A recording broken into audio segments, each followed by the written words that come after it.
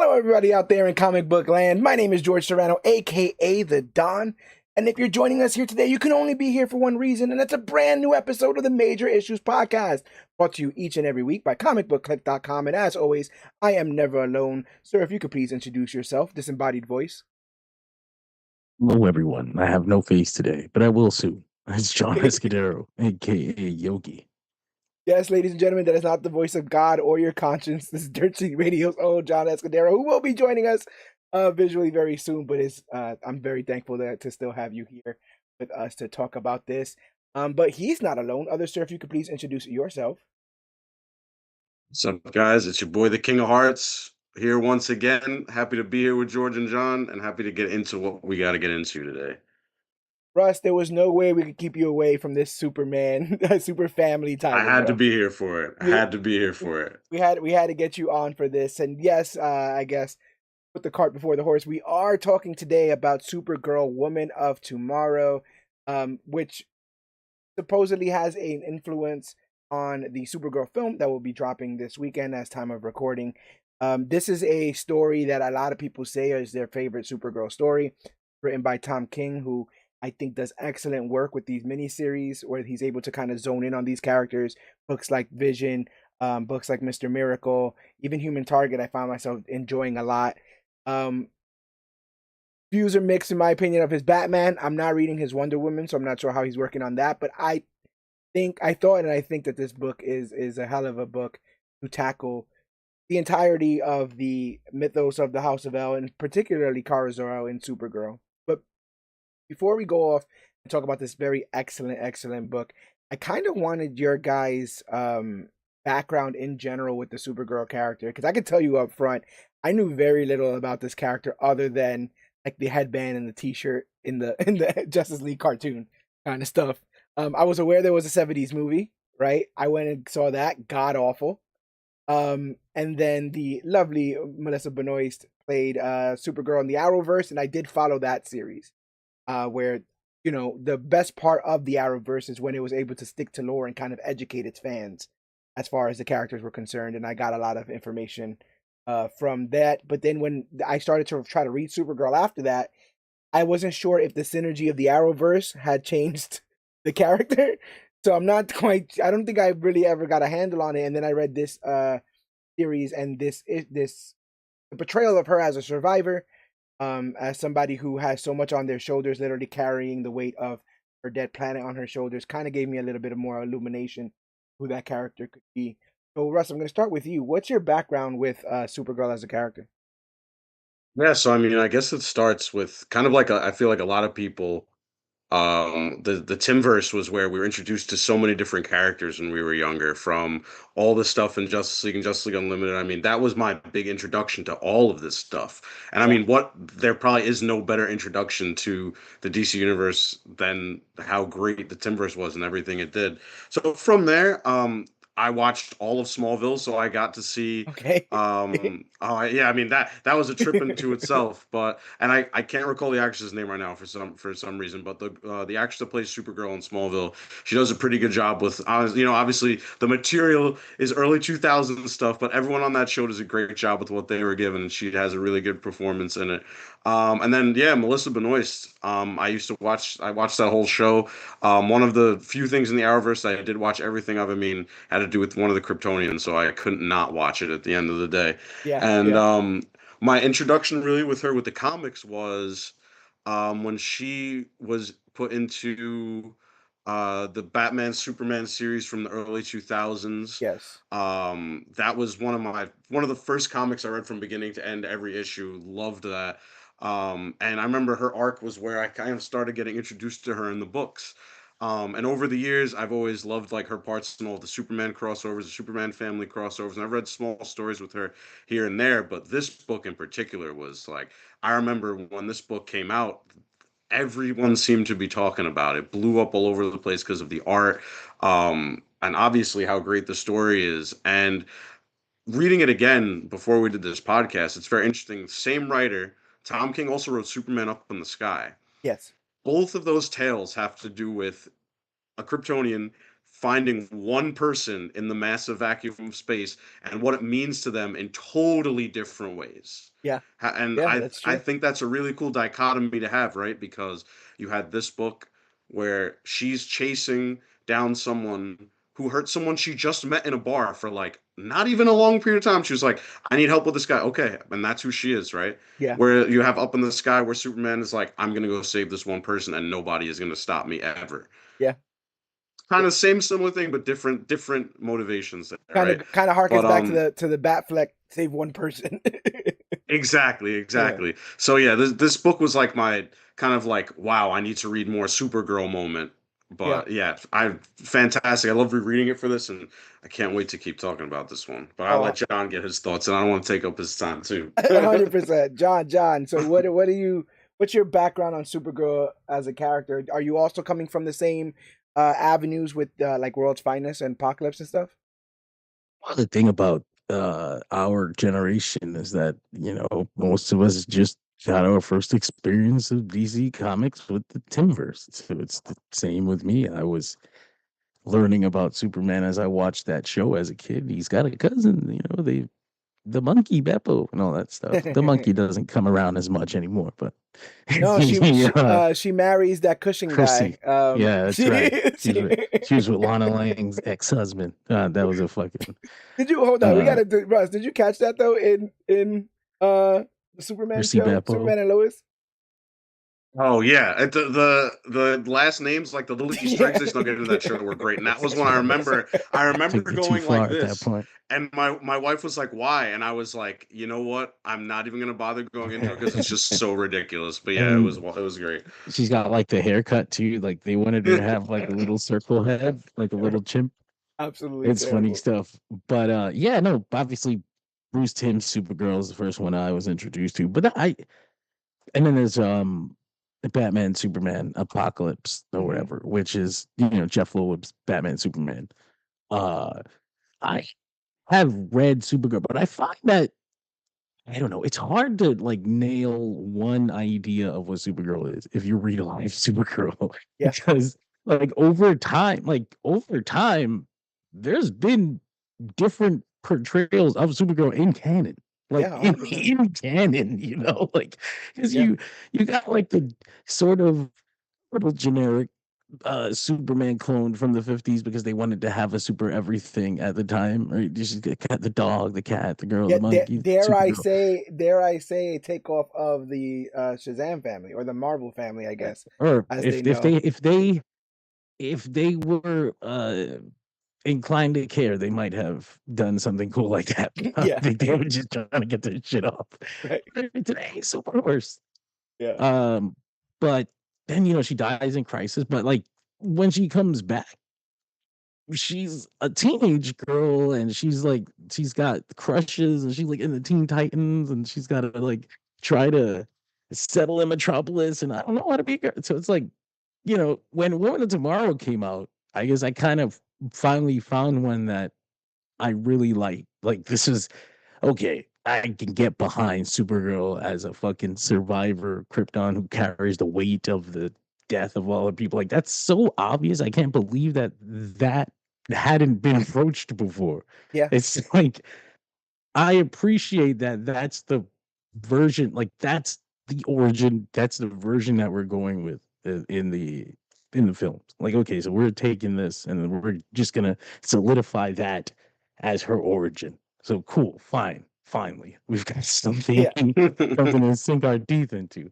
But Yeah. besides that, I'm just most of my experience with Supergirl is as a supporting character, and then in she got her show in the Arrowverse, and I kind of watched that show. But in my head, I always kind of knew like, okay, but this is that Supergirl. Like Yeah. this is who they want Superman to be, but they don't have access to Superman. So we're Right. doing the Superman. So we're doing the Yes. Supergirl show. Like I always understood that about that Supergirl. So I never went into the comics after that. Like this is who I'm looking for, which Yeah. is a problem when you're showing so many people a version of a character. And Yeah, they because I keep think going to look for Rebirth more, and started it's and like, it's wait a like, minute. oh, working with the DEO, and I'm like, oh, we're okay, so we're we're back. Like we're kind of going to like those kind of familiar territories. But like you said, he was like they were just straight up taking Superman stories at that time and adapting them Yeah. for her, which is not an issue in terms of, putting her in a weird place as a character, but it's an issue when you go to look for her timeless stories and are told, "Oh no, that was a Superman story." It's very similar to what happened with Arrow, right? Where they're like, "Oh my God, he fought Ra's al Ghul and got trained by Ra's al Ghul in the League of Shadows." It's like, no, that's a Batman thing. Like that's completely. They just took that from Batman. They can't use Batman, so they're doing it with Green Arrow and stuff. Even the beloved, even like the betrothed daughter of Ra's al Ghul, Ra's al Ghul. Um, yeah, so you can't just look at that version that Melissa Benoist had and say that's one for one, what they're trying to do in the comics. But as you said, he's had to evolve with our media portrayals of women and heroines in general, right? That's why I think that the 2000s one is very interesting because it was trying to capture the imaginations of girls of that age with the t-shirt and the headband, right? And the more sort of like fish out of water sort of interpretation here. What I love about this that sometimes I feel like mainstream media is scared to scratch the surface of is Superman has an incredibly large intergalactic history, dealing with other planets and dealing with other sort of extraterrestrials and stuff. And I feel like they barely scratch the surface in live action and that kind of stuff. And I hear, a little Krypto told me that there's a lot of cool alien designs and stuff coming in the next Supergirl film. And that they will be exploring a little bit more like different planets and stuff like that. And the idea that they're creating a space like that for her where she will be known and stuff, I think that's exciting because I think she deserves her own sort of space to operate. You can't have National City and then Gotham and then Metropolis, right? Inches away from each other and have everybody have their own jurisdictions. So giving her the entirety of space if she wants it, I think is a pretty good way to differ her from other super counterparts that in that effort there. But do you remember at all being hyped for this book when it came out? Were you hyped? Was it something that you had to kind of be recommended before you got into it, John? I remember everyone being hyped about it and then not having the access to buy it the way I wanted to because I was like busy. So I knew there was something there. I was just like, fuck, I'm never gonna get it in time. And I didn't. You I say you did it? had to buy the trade. Okay, No, I okay, didn't. I okay, didn't. okay. I don't own the issues, unfortunately. I have the fucking compact edition. Yeah. And that's what I have. Oh, the Oh, compact I have edition. to come back around Okay, for okay, it. okay. I think I have Yeah. the hardcover. Those I were gotta get the compact. Those see, things are amazing. I love those compact editions. They're so they're great. fun. Go in your pocket. Yeah. Um, the two things I gotta say off rip that we'll be covering this issue to issue, doing a recap and review, and I'll be showing some panels up on live. So if you guys are watching this, you'll get to see some of the things that we're talking about. But the two things that I am just not gonna be able to replicate for you, so you should go out and just read this book. One is the amazing artwork by Bilquis Evely. I hope I'm saying that right. Um, Gorgeous, stunning, amazing. Um, uh, just the depictions of these planets, these aliens, these fight scenes, the emotion, all of it's so raw, it's so colorful. I've heard one of the criticisms is that, with film grading being what it is, that maybe the Supergirl film doesn't hit the same heights of vibrance. But I'm just glad that it exists in this book, which I guess is just something I should also say before we get into this. I have reached a point where I completely understand that when I read something like this and then I go watch the adaptation later, that it won't be a one for one. Back in the day, I used to think, hey, you put your name on this, you're calling this Secret Invasion. I'm hoping that this is kind of lining up with the book that I read.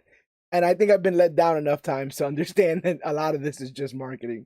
I'm also kind of excited that they took away the Supergirl, the Woman of Tomorrow, tag from the title. Just let it be a Supergirl film. I'm super excited about that. Um, but the other thing that I won't be able to replicate is the damn near poetic nature in which Ruthye was the narrator, and I would say is the protagonist of this story. How she describes Kara. I think that the real trick of this story is not being in the head of Supergirl at all at any point in time in this book. So all of her actions and all of her reactions are all coming from the perspective of somebody who is just watching in awe as this immensely powerful person tries to navigate all the problems that they encounter. I made the comparison before of like, as far as like changing the point of view character, like the Godzilla movies work better when you act like he just comes out of left field. When you're not following every one of his movements, you only see him when he shows up in the setting that you're already watching, because he becomes a force of nature in that. And I feel like almost like documenting an animal in the wild. Ruthie's like, and the Kryptonian, wakes up and she is grumpy, and there's this really eloquent, poetic, sometimes really dense of narration going on from Ruthie, but it's always beautiful, it's always poignant, and that's just something that is not 100% going to get across in our breakdown. But if you are at all curious about this book and you haven't read it, before we start spoiling it, I would tell you to pick it up, pause this, go back, read that book, come back, 100%. and sit with us, and as we talk about this, because I do think it's worth the conversation, but I also think it's worth the first time experience being you reading the book, not hearing us talk about it. I know that I'm probably fighting my own business saying that, but I want you guys to have the same, like I said, experience that I did with it. But if you guys are ready, I'm ready to kind of get into it. Yeah, I mean, this book is incredible. Yeah, Let's do it. do it. Let's do it. John, you ready? What? So boom, that beautiful. So Supergirl Woman of Tomorrow is an 8-issue miniseries by writer Tom King and artist Bilquis Evely, which started in June of 2021. It focuses on Kara Zor-El's quest in space, aided by Krypto, and is told from the perspective of the new character, Ruthye Marino, an alien girl that Kara meets who is looking for justice for her father's death at the hands of Krem of the Yellow Hills. As I said, this is going to be a bit of a truncated recap because it's 8 issues, and got don't have all the time in the world, but hopefully I cover what we want to cover. I'll have some beautiful images up front, and then I'm gonna kind of hold you guys to make me honest in case there's anything that you feel like I have skipped over and you guys just want to sit on. Just let me know. Maybe that didn't come out 100% right, but that's not my fault. What we're gonna do now? It is. I did think it was cool to open without Supergirl. Yes. There was, you kind of looking at Ruthie kind of show us the events of her father's death. Mm-hmm. And then she goes to that bar and then Supergirl shows up to help her. But I was like, oh fuck, like she's been in this book for like 3 pages and I just never noticed her. She's like in the background. Yeah, It's just a little bit. just the bar patron. That's Um, always cool. But as you said, our story opens up with a narration from Ruthie, a young woman recounting the murder of her father at the hands of a man named Krem of the Yellow Hills. The day before the tragedy happened, Krem actually arrived at her family home seeking shelter and is welcomed inside. The next morning, a political argument breaks out, resulting in Krem murdering her father and leaving the murder weapon behind in the body. While Ruthie's brothers fear retaliation because they believe Krem is secretly operating under the king's protection, Ruthie retrieves the blade and swears revenge. Backed by her mother's blessing, she slips away into the dead of night to find a warrior capable of hunting him down. What I really liked about this was the sort of tragic transparency that she talks about, where she's like, all my brothers are speaking really loudly about what they're about to do.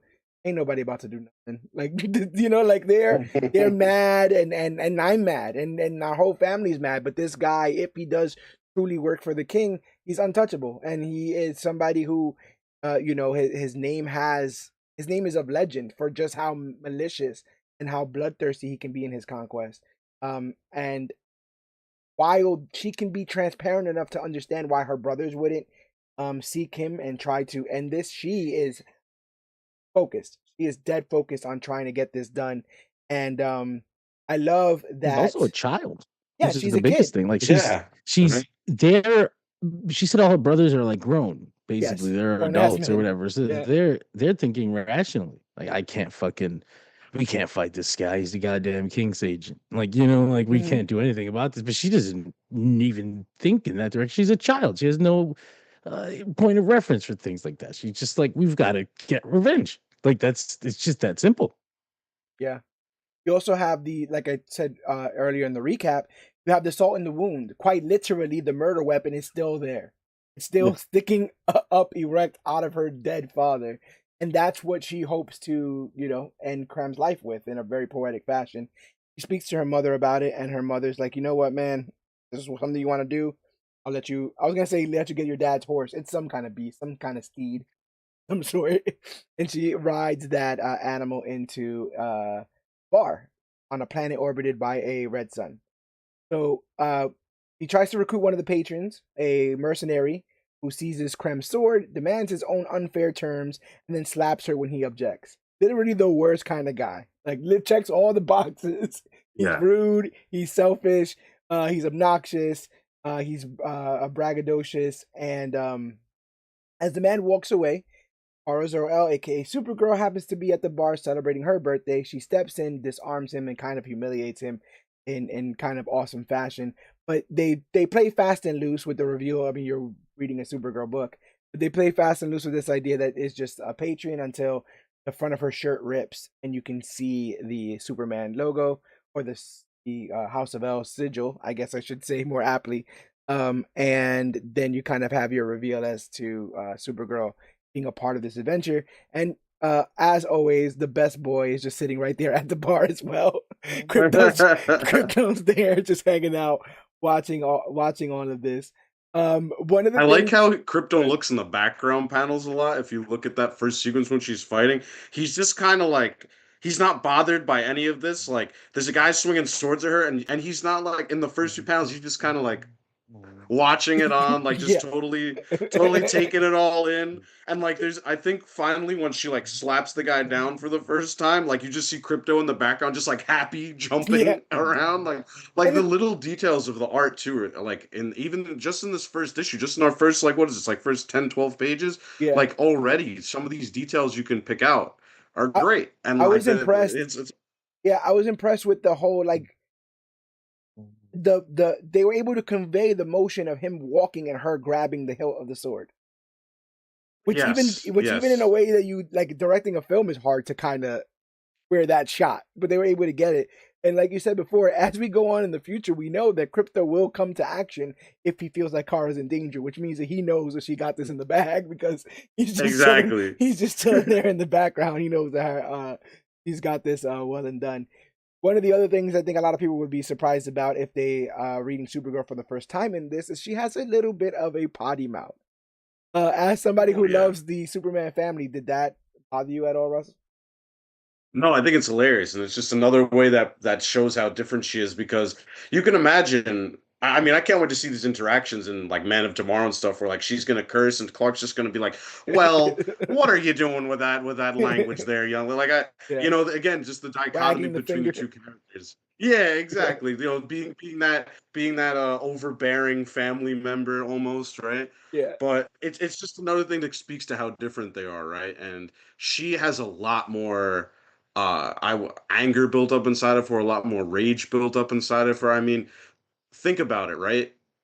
Clark leaves the planet when he's barely conscious, like building memories. He only has feelings and vague memories of where he grew up from. She lived it every single day. yeah, Like this is someone who lived in that world and had was a teenager when Krypton ultimately falls, and like there's a reason that they might have the same powers, they might come from the same family, but part of what I hope this movie does for people when it does come out, and part of what I hope books like this do is like establish that she's not just female Superman. She yes, is a very different character for a lot of different reasons, and she has a lot of trauma that she has to work through. So even something like her cursing is part of the way she expresses that rage that she has inside of her. yeah. And like, even this idea that she's drowning her sorrows on her birthday on a planet where she can Right. get drunk, that's something that I wouldn't see Superman necessarily do. But she is self-medicating. She is coming up with her own sort of answers for how she's feeling, and I mean, they're not necessarily the right ones, but she's trying her best out here, as they say. Uh, Cal is very famously known as the last son of Krypton in many ways. But the other trope that I like is sometimes she'll land and be like, "Oh, your Kryptonese is garbage." Like, you got that, like, you She learned makes it from fun of him all the Duolingo. time. Yeah, Yeah. you learned it from Duolingo, bro. I'm out here in these streets. I could order a bacon, egg, and cheese in Kryptonian, and like, what are you doing out here? Gracias. You're out here getting crazy, Clark. I always love that So too. what did you hear in your head? Like, what kind of language do you hear in your head when you read Kryptonese in the comic books? What kind of like that's what I wonder. That's a question I have for people to read it because in my head I hear like the most thing I'd say is as if you took like computer blips and mixed it with like some European language. That's how Yeah. I hear it. It's because of all the shapes and shit, like Yeah, the the diamonds clips. and the circles and everything. Exactly. It's kind Yeah, of yeah. hard to figure out how to read something like that. So in my mind, it does come across as like static or a little, like Yeah. Yeah. fucking digital or whatever. But I imagine it's like you said, maybe something Europeanish, add a little Asian in there, mix it up, Something, yeah. sound fun. It's interesting because regardless of how it sound or how it sounded in my head, when they had the Millie Alcock say it in the teaser, I was like, I didn't think it sounded like that. I don't know what I thought it sounded like, but that's like way more guttural and like in the throat than I thought. But hey, you know, when in Krypton, so as the Kryptonians do. Yeah. Um, but the next morning, Supergirl wakes up hungover at Ruthie's home, which is really funny. Ruthie attempts to hire Kara for the mission, but Kara turns her down. Refusing to take no for an answer, Ruthie follows the hero back to her spaceship by swimming. She swims like across the entire freaking like ocean river to follow her back And to that her ship. narrative she has, like when we get to read her thoughts while she's just swimming across this, and I even think she's like, "Man, if I stopped, it might be the end of me." And then she's just Yeah, like, "It doesn't matter. I have to keep going." yeah, Crazy, but yeah, but the writing with her thoughts is just, I love it. yeah. It's I think super poetic. that was the thing. Not that took me. I wasn't surprised or whatever. I generally enjoy Tom King's work. But Mm-hmm. sometimes you get so far away from it. Like I don't remember. I'm not reading his Wonder Woman right now, so Same. I don't remember the last time I read something that was his. So I kind of get away, and you kind of hear people talking shit all the time, and it starts to chip away at your idea of what he's capable of. And then you read a book like this, and I was like, yep. Yep, you shut the fuck up. You don't know what you're talking about. This guy is fucking awesome. Yeah, yeah. And again, like I have my issues with his Batman run, right? But quite similarly, I'm in love with Dennis Camp's writing and don't necessarily love how Ultimates is seemingly ending. There's avenues for writers. You understand where they Yeah, excel, and some of them try different avenues, as you should as a creative. You should try all kinds. You don't want to just be the miniseries guy, so maybe you try an ongoing, and ongoing isn't for you. Maybe try a big event after doing very small projects, and it isn't for you. You won't know until you try. But I think similar to you, there's been a lot of criticism of those who are even supporting Tom King given his prior confession, which is not something I think is. I don't think those criticisms are 100% truly valid, mostly because yeah, I was surprised on reread to see them tackle things like genocide. It's straight up in this book, right? It's Yeah. racism. It's straight up in this book. Being a refugee from a war torn, country or planet is straight up in this book. So to say that he's not aware of the world events and stuff like that, I think is a false think criticism that of this. it's a little. It's a result of being online with fucking teenagers and shit. They don't have any concept of the real world. It's like Mhm. he was in the CIA before. He must be fucking evil. His books must be evil. But I Bro, mean, I I fucking guess, bro. his same, whatever mercy and grace that I'm asking for him is the same mercy and grace I'm asking for myself. I'm somebody who served, in the military 4.5 years. I did 2 tours overseas. And Cancel. I was drinking that Kool-Aid. I can 100% tell you that.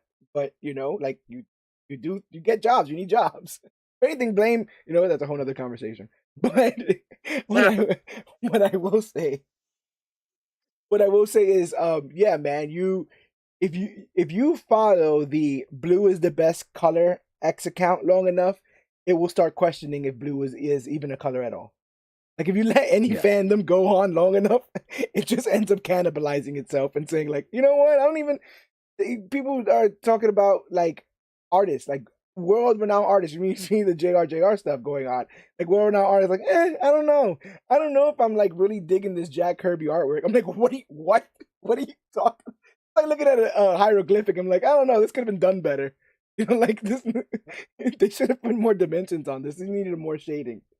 Absolutely ridiculous. So yeah, we do live in a world where after the fact, people like to dissect these things But sometimes I can't really tell you why a comic is good besides it making me feel good or making me think. And this Mm. is one of those books for me. It sparks parts of my brain that other books don't. And it makes me think about these characters in ways other books hadn't before. Um, but I love that they're having this conversation. Kara's like, "You swam here? Like, what do you? I told you no. Why are you here? I'm about to leave in my spaceship." They're having this conversation. It looks like Kara might be warming up to the idea of being his helper when their conversation is violently interrupted with an arrow strike that comes through and impales Supergirl. Krem has tracked them down, intending to eliminate Ruthye for trying to have him killed.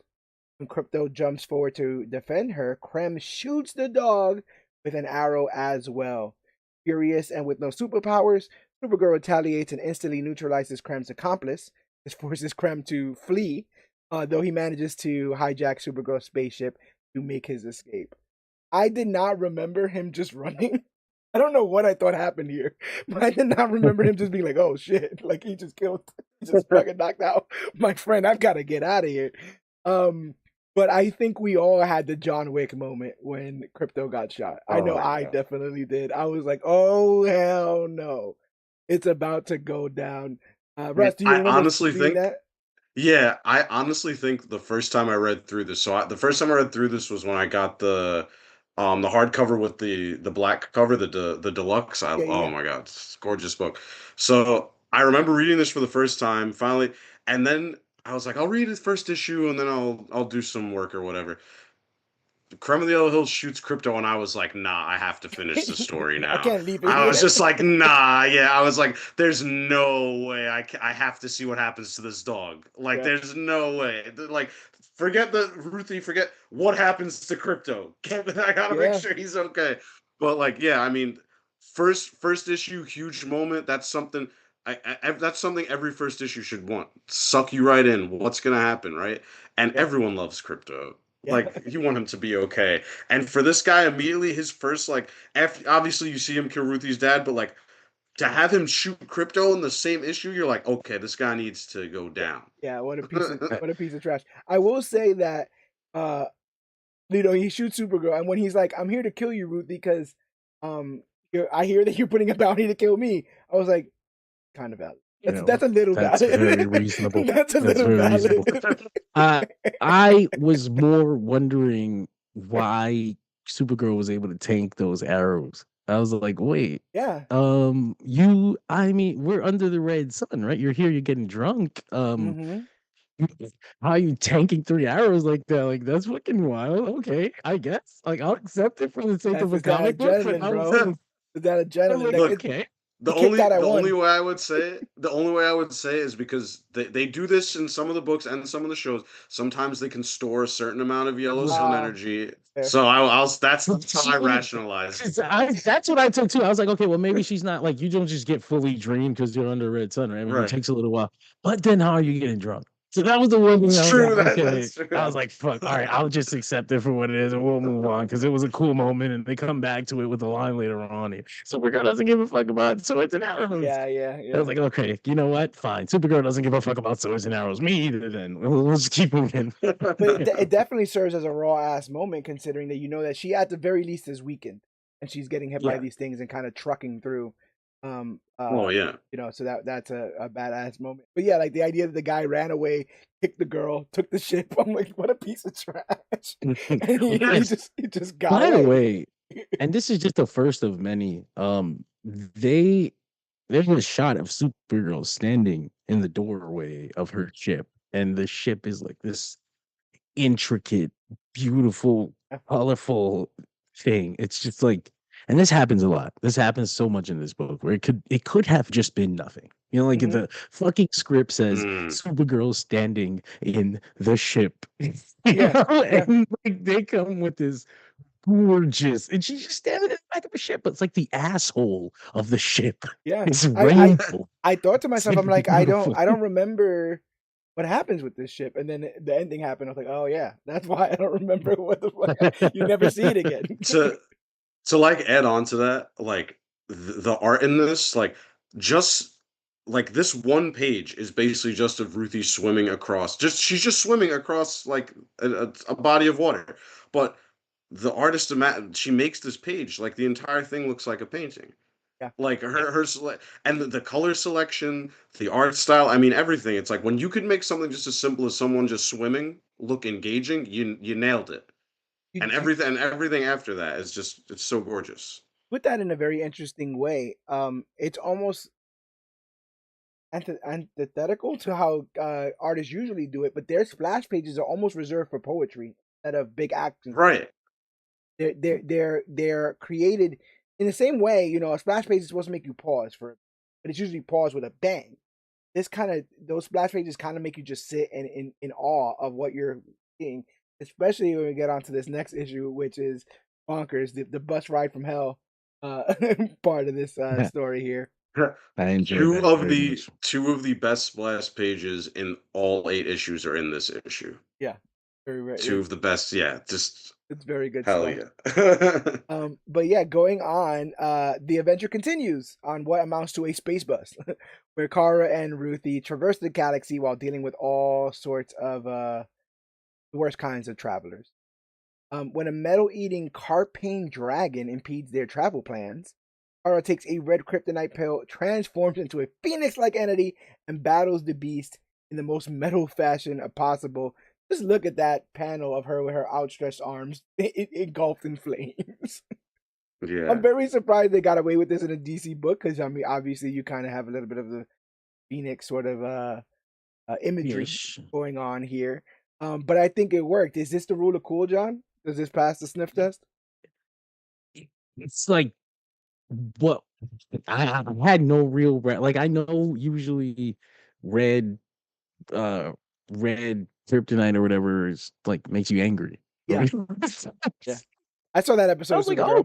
I was like, oh, okay. Well, I mean, shit. I got no weird way to question it. Kryptonian bodies are weird. You know? Yeah. I like it. It looks cool. Little flame bird thing. Little flame bird. I don't know if it was a flame bird reference, but it was literally a flame bird. That's also true. Like, Nightwing and flame bird. I don't know. It's Kryptonian, but it had to come from somewhere. Yeah. Yeah. But you get that splash page and she's spoken about like a mythological figure, mythological being. My God. You know, it's really beautiful. And then just watching this epic dragon versus Phoenix battle in the stars, with the colors, with the strokes of the pencil, just amazing artwork here. And again, it just adds this other layer to Kara, and we've not seen her powered yet. Like we've seen her now drugged, I guess, powered by drugs, which is you know, something you won't say for most of the members of the House of L. But you know, seeing her in this and taking charge, it also is like it's very funny to see her be like the babysitter for the whole bus. Like, there's a goat outside. All right, I'll go move the goat. You know what I'm saying? Like, Yeah. there's something on the windshield. Okay, fine. I'll clear the ice from the windshield. Like, she's the one that has to get out and do all this kind of stuff. I think that's really funny as well. And I just like the idea of, you know, I've taken enough public transportation to really relate to Ruthie in here, where she's like, this is the worst. Like, I've smelled pigs that smell half of the people. That stuff was cool. I mean, obviously I used to be a bus driver, so that was cool. But the idea of that scene in space with the flame bird versus the dragon or whatever, I see something like that, and I'm like, those are the memories I take from this book. Like, yes, it was great narrative or whatever. It was fucking awesome, but it was pages like that one and other ones that come that just, this is what I think of when I think like Supergirl, Woman of Tomorrow. So like, I had those expectations going into the film. I can see that. I can see that. Yeah. I can see that. It's funny because I remember even in the group chat the other day, I was like, one of the things I really hope is in the film is the dragon sequence. Yeah. So I and again, I haven't seen it, but man, that would be fun. That would be maybe fun. they put it in their back pocket. It's something worth exploring at some point. And I think it's something that if you read the books, it would pop the crowd if she just starts asking anybody if they have Red K. Like, wait, what? You know what? I will say, I can't say. Actually, I saw the movie yesterday, so I have to be very careful with how I speak about my expectations versus what we're reading here.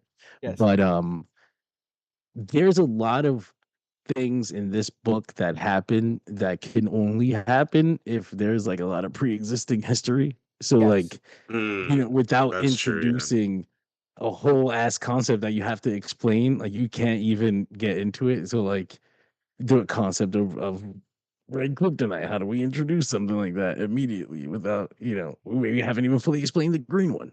So I yeah, I think something that we haven't. I mean, I think something we kind of said, but maybe should be said outright for those who may have not read this in a while and are just kind of listening to us break this down. Is that through her poetry, Ruthie's able to get a lot of exposition, exposition that cannot be done in film, just outright, just cannot. Like at one point, she talks about like the space pirates. We get a whole breakdown of that whole thing. At one point, we go to a planet. We get their entire planet history, right, and how they got segregated and all the genocide that were to come afterwards. And I don't think unless you have a voiceover constantly doing that in the film, you can well, accomplish that. So you would be surprised how ham-fisted some people could be with their exposition. It's just like that's just also true. ask a guy a question and he just explains everything for you. That's also true. Okay, That's well also very that was true. extra, but thank you. That's funny. Um, so during a stop at a rest station, Ruthie and Kara share a quiet personal moment. As Kara teaches Ruthie how to wash her hands, she recalls how vital cleanliness was to Kryptonian culture. This prompts Ruthie to wonder out loud if Kara harbors the same deep-seated anger for losing her entire planet that Ruthie feels for losing her father. At this point, a flashback reveals the immediate aftermath after Krypto got struck with the arrow. Turns out that the weapon was poisoned, leaving Krypto with very little time to live. The only chance of saving him is to obtain a sample of the original toxin to synthesize an antidote. Suddenly, Kara's cross-galaxy trek makes perfect sense. She's on an urgent quest to find Krem and secure the poison to save her companion's life.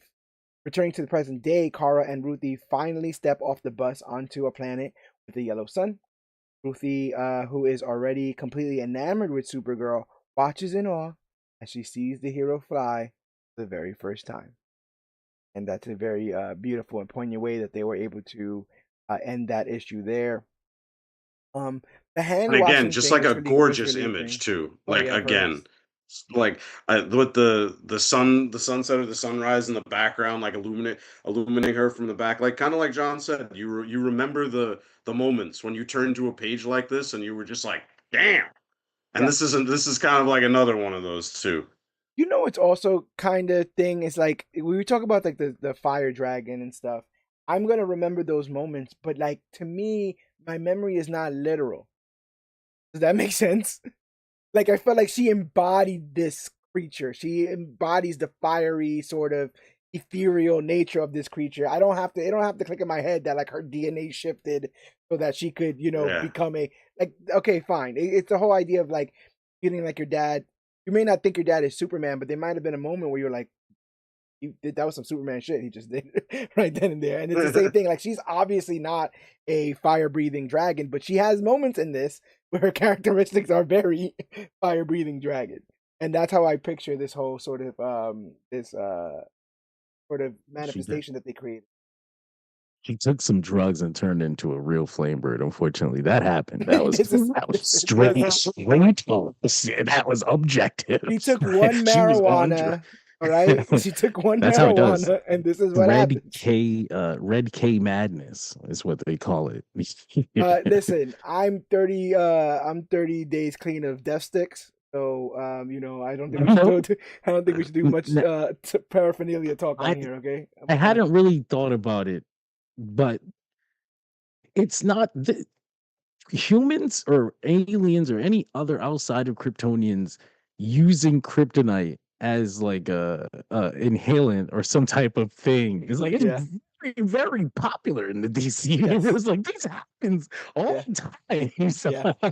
it's a problem that we're not addressing in these books. We should have someone like Bro, deal with this. my mind It's the got DEO broken. four. My mind got broken in True Blood because humans were drinking vampire blood to trip out. Oh yeah. And once that happened, Oh I was yeah, like, "Oh, people are willing to do anything." Oh, we've of I taken course, that way far. In Alias, I want to say Bendis had somebody like scraping the back of a mutant. and Oh, selling this. That's mutant. That's a Marvel thing. That's in the comics too. That's what the fuck did they call it? It was like mutant something. It was some sort of, Hormone, yeah, mutant growth hormone, or something yeah. like that. Yeah. And so yeah, it gets, yeah. People will get their kicks, man. I heard about prohibition. People will find a way. They will find a way. Um, the search for Krem though leads the duo to a town called Maypole. That sounds great, right? Sounds oh like a place you man, want to. Sounds like a place you want to move to. It's wild. It's a place called Maypole, Utah, yeah. on the planet of uh, Haran, I'll say. Although the records show Krem was arrested there previously, Supergirl struggles to gather any useful information from the locals. As she and Ruthie check into their hotel, watch the sunset from the rooftop, and grab a bite to eat, they notice a strange detail. Maypole is populated entirely by blue aliens, despite having explicit laws on the books regarding purple ones. Like literally, like we don't serve purples here in this diner as I'm showing right now. Why no purples? Why paint over it? There's just a bunch of blatant racism going on in this town, and they decide to kind of investigate it. They continue to question the citizens. They realize the town is unsettlingly perfect. Not only is every resident blue, but everyone insists that the population has always been blue. And how you always been blue when you got all this anti-purple stuff hanging around? That night, the two are targeted for asking too many questions. They literally just bombard them both with bullets. It is kind of ridiculous. And Supergirl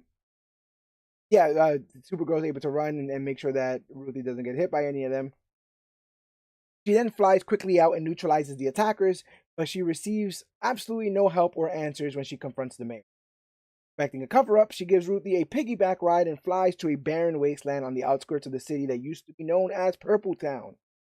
There, she discovers a mass grave, uncovering a dark secret. Maypole was once home to both blue and purple aliens. The wealthy blue residents looked down on the purple population and forced them to live in segregated settlements outside of the city.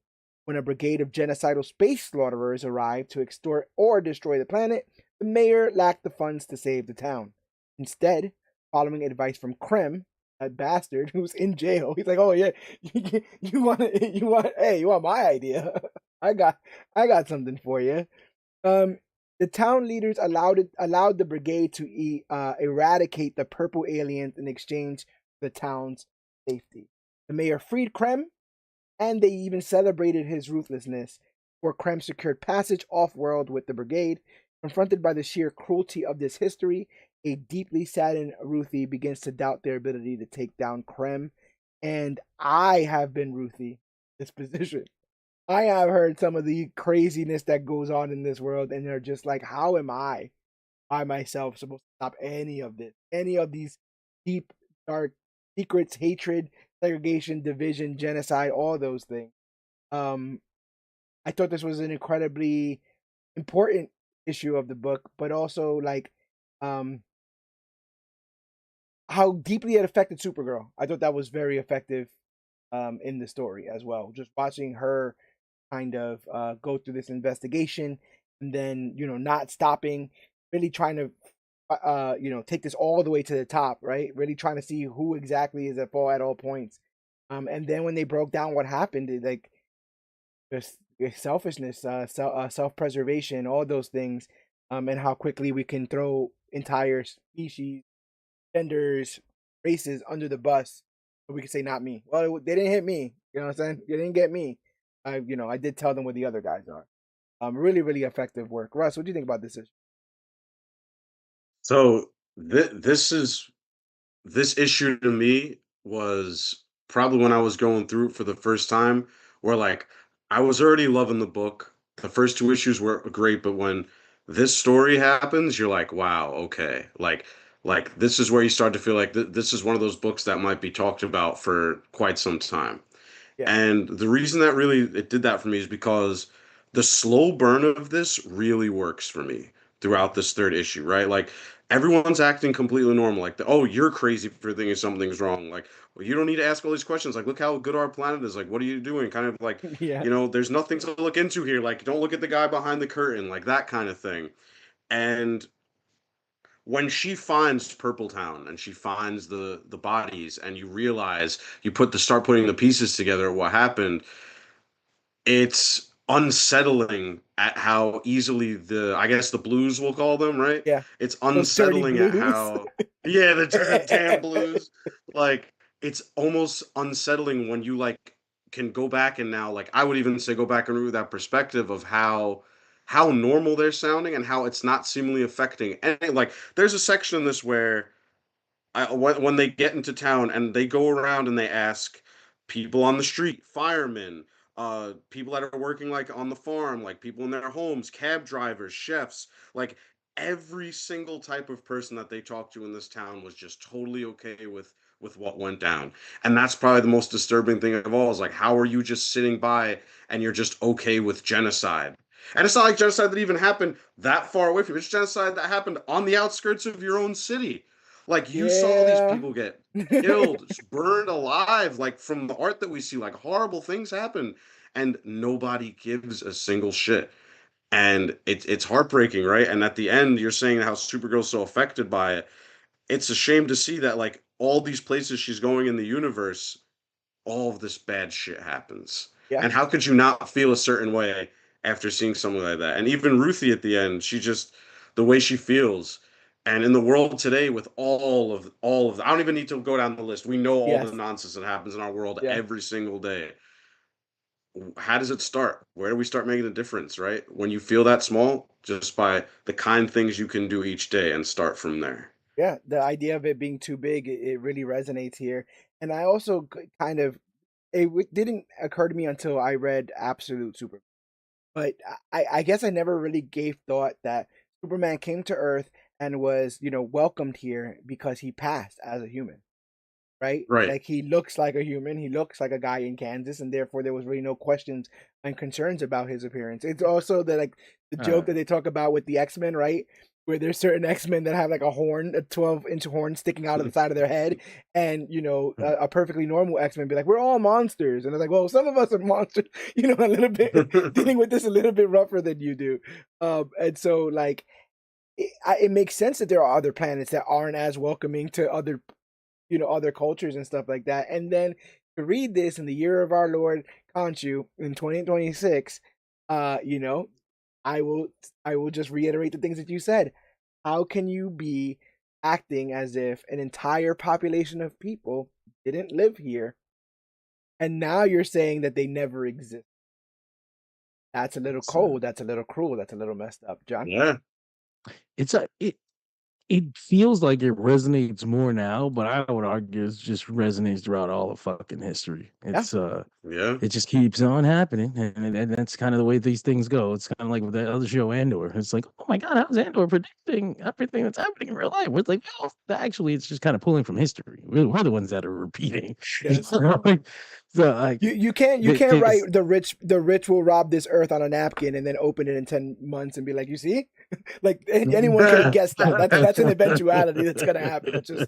It's just what it is. But like you said, like, these are recurring things, and sometimes I can understand the criticism behind like people not wanting to be spoon fed some of these messages.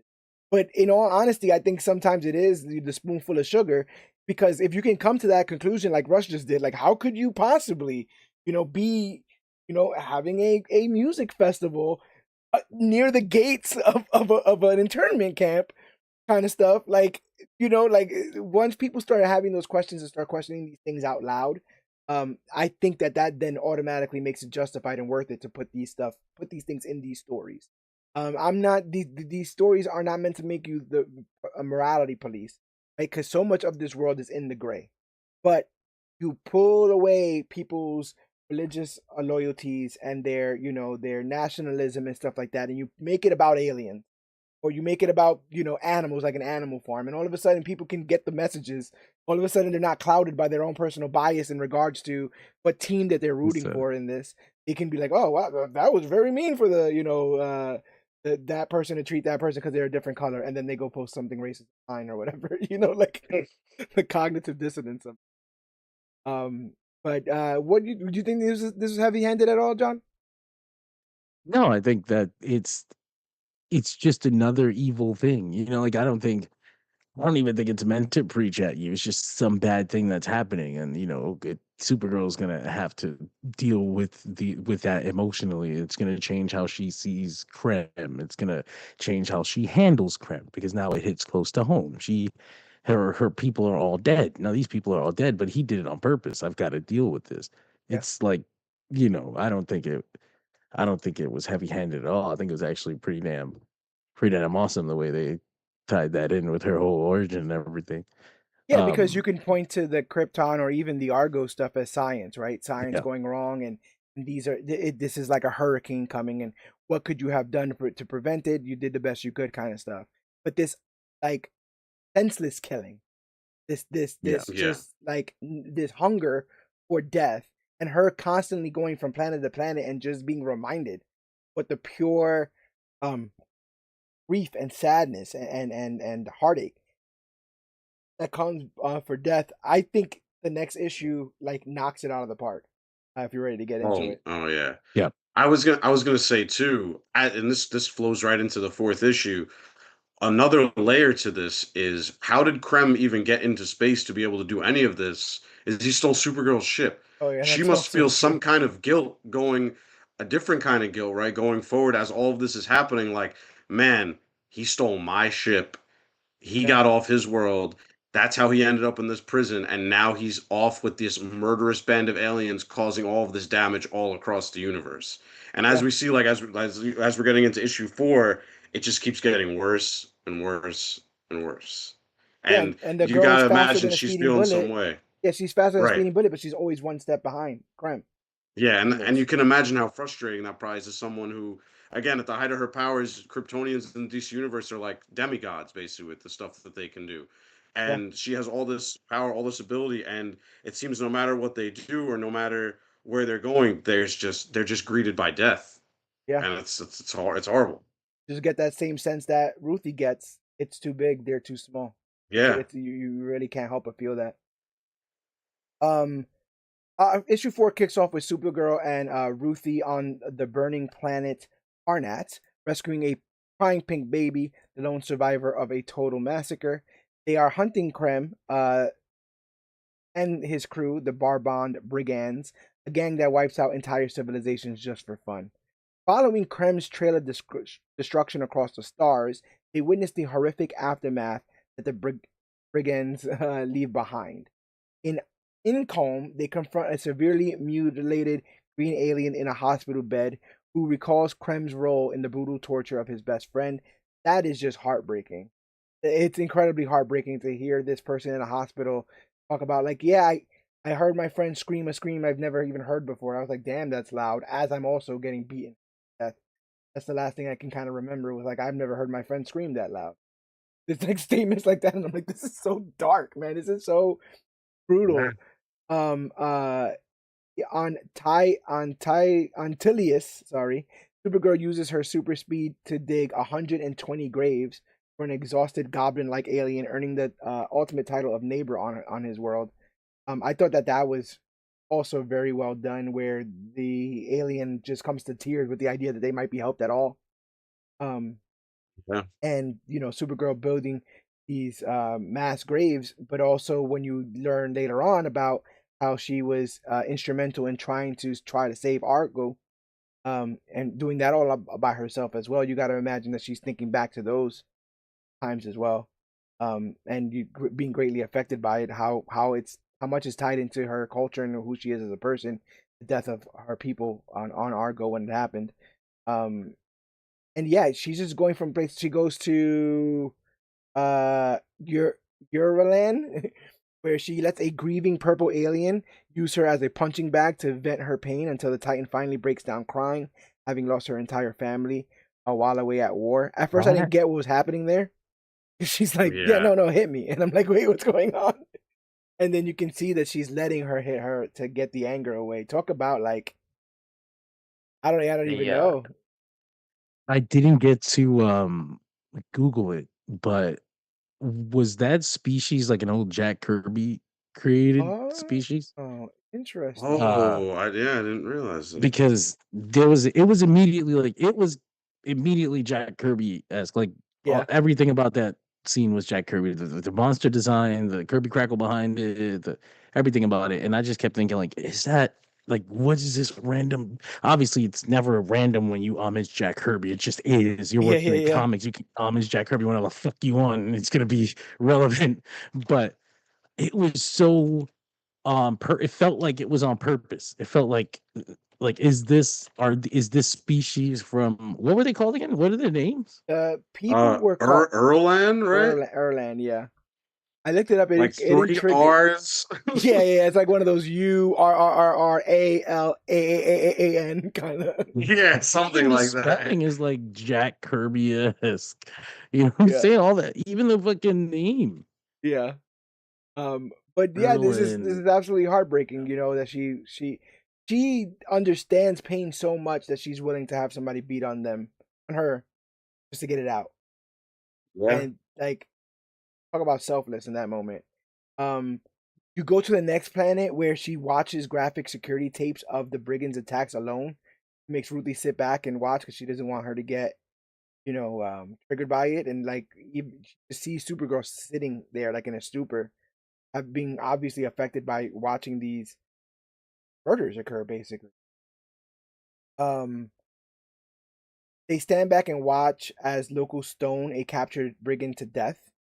Um, I was also like, I didn't like, I was like, wait a minute, what's going on here? And yeah, like That was we see a there stoning. was a cool there was a cool piece of text there where Ruthie's like, and I almost expected you to save him. Yeah, And Supergirl's like, no. You know, like, no, yeah, Yeah, actually. yeah. yeah. We're showing it now, just like the rocks and all that stuff, just stuff you're not usually seeing. I don't think I've ever seen a stoning in comics before. Like, but this book goes there, and it goes there with a bunch of different stuff. But Um, also, like, what a perfect moment to again show how she is not her cousin. yeah, Because there's no way Clark sits in that spot and isn't trying to tell them that there's a different way in that arena. yeah, But she's the type of person that's just like, again, how John mentioned how Ruthie's like, yeah, I thought you'd save him, and then the line she drops is, "Did you?" yeah, Like, yeah, I love it. Like she feels that this is justice being served, in this is her vision of justice being served, whereas Clark would have a totally different idea of what justice being served in the situation would be. uh, Especially after watching the video, like it's almost like there what she had already seen the genocide or whatever, or but it was always the aftermath. Or she'd always come for the aftermath. She had never kind of seen it happen, seen the yeah, people suffer or whatever. I think after that Yeah, moment, there was a shift in how she was thinking about handling Krem yeah. I and the mean, this is the other side of that brigade. eventuality, right? The idea of giving into this bloodlust. Like, I don't know if these people would have stoned the man in normal circumstances, but given the trauma that they've experienced, they can turn into murderers real quick, and that's something that anyone can choose to do if they feel justified enough in however they were hurt in the world, right? What the world screwed me over, the world took my parents. Why can't I take somebody else's parents? And that guy and his gang of pirates killed my whole family, so why can't we kill him? And you got to imagine, not only is this incredibly violent act happening, but she has to be witnessing some people rejoicing at this period, right? Some people being happy that they're throwing these stones. This just almost passionate rage that's going on through this crowd. I don't doubt that there's a moment where this is like a bit cathartic for her. She didn't have to do it, right? But kind of just sitting in this righteous vengeance. Maybe she just liked sitting in it just for a bit. That's why she didn't interrupt it. Because in a yeah, way, she wished she could get some sort of, like, the people who've hurt her all this time. She wishes she can yeah. get a little bit of that, give a little bit of that back. But eye for an eye and all that. It Um, comes a point though, like how far can you push the atrocity before before the main hero looks really stupid yeah, talking about Like, no, don't hurt him. Like, you're kind of wrong now. There's a balance. There's definitely a balance to telling this kind of And story. you mentioned where you see that shift, right? Where you see that shift in her with when she steps out of that security tape room, that panel Hmm. where Ruthie asks her, um, she goes, "Did you see it? Was he there?" And the look of just, "I've seen some shit" Yeah. on her face immediately, I saw Hmm. all of it. Like, that's definitely like, I think the story shifts right there. And then the next planet they go to, probably one of the most heartbreaking, Yes. the planet where the people are just praying, and they all this happens to them, and so effective with the art on this page too, because you don't see any bodies on this Nope. page. There's no bodies, there's not one. There's blood, but there's no gore on this one, there's no anything. It's just in your mind's eye, you have to picture what happened to these people who didn't fight back for even a second. Yep. And I think what we can imagine, and imagine the atrocities that, whether what you've read, what you've seen, what you've watched, wherever, having that image of your mind while you see what's on the page is probably worse than anything they could have drawn. And I Yeah. think that's the point, because you have this angelic looking temple, and this planet looks like it could be like a heaven type planet where it looks like angels could fly on this planet, like from Yeah. from the drawing. And how did something so despicable and wrong and violent and disgusting happen to people who all they did, it seemed from the description we get of them, these monks of Ekvik, I believe the planet's Yep. called. Why was something so violent and destructive allowed to happen to these people who all they did was like use their lives to pray to a god that at the end never even heard them? Like, Yeah. it's such a, and this is one page. This is Yes. one page, right? Yeah. That I'm talking about It right goes now. to what you were saying. And that, It's not chopped up and yeah, broken up. It lets you sit yeah, in the little that it shows you. It lets you just kind of sit and let your mind formulate around what's being said. And Ruthie does an incredible job kind of explaining these people, and not only explaining these people, but explaining them in a way to say that Krem and his people would have known that these people were silent monks. They would have known that these right. people are non-violent, that they're passive. They would have known that they are only here for their religious, their religious reasons. And just having blood-stained angelic figures and sculptures on the ground, gravel, marble on the ground with blood against it, it's absolutely so affecting. And then the next scene, I think, is worth the price of admission, because she doesn't say a word to, I don't think, Ruthie there. She just flies out and straight into the local yellow sun and just screams. And the first, like, I don't remember how I felt the first time I read this, but upon rewatch here, I remember thinking to myself, is she charging herself up? Like, is she so mad that she's about to charge herself up and fly to Krem or fly to where she thinks these people are? But it's like, it's self harm in the inability to cope with all of this pain, this enormity of pain.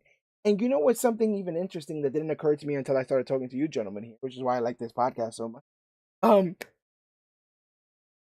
Supergirl started this story quite possibly, I don't really know, I'm putting two and two together, possibly feeling pretty down on herself and her life and what she's dealing with. And since that one bender, she's gone from planet to planet to see what true, not saying that, not trivializing her story, but that this stuff is still going on and other people are still experiencing it, and maybe in worse ways, where people are delighting in their death, or that division and um people being sold to the highest bidder kind of stuff is going.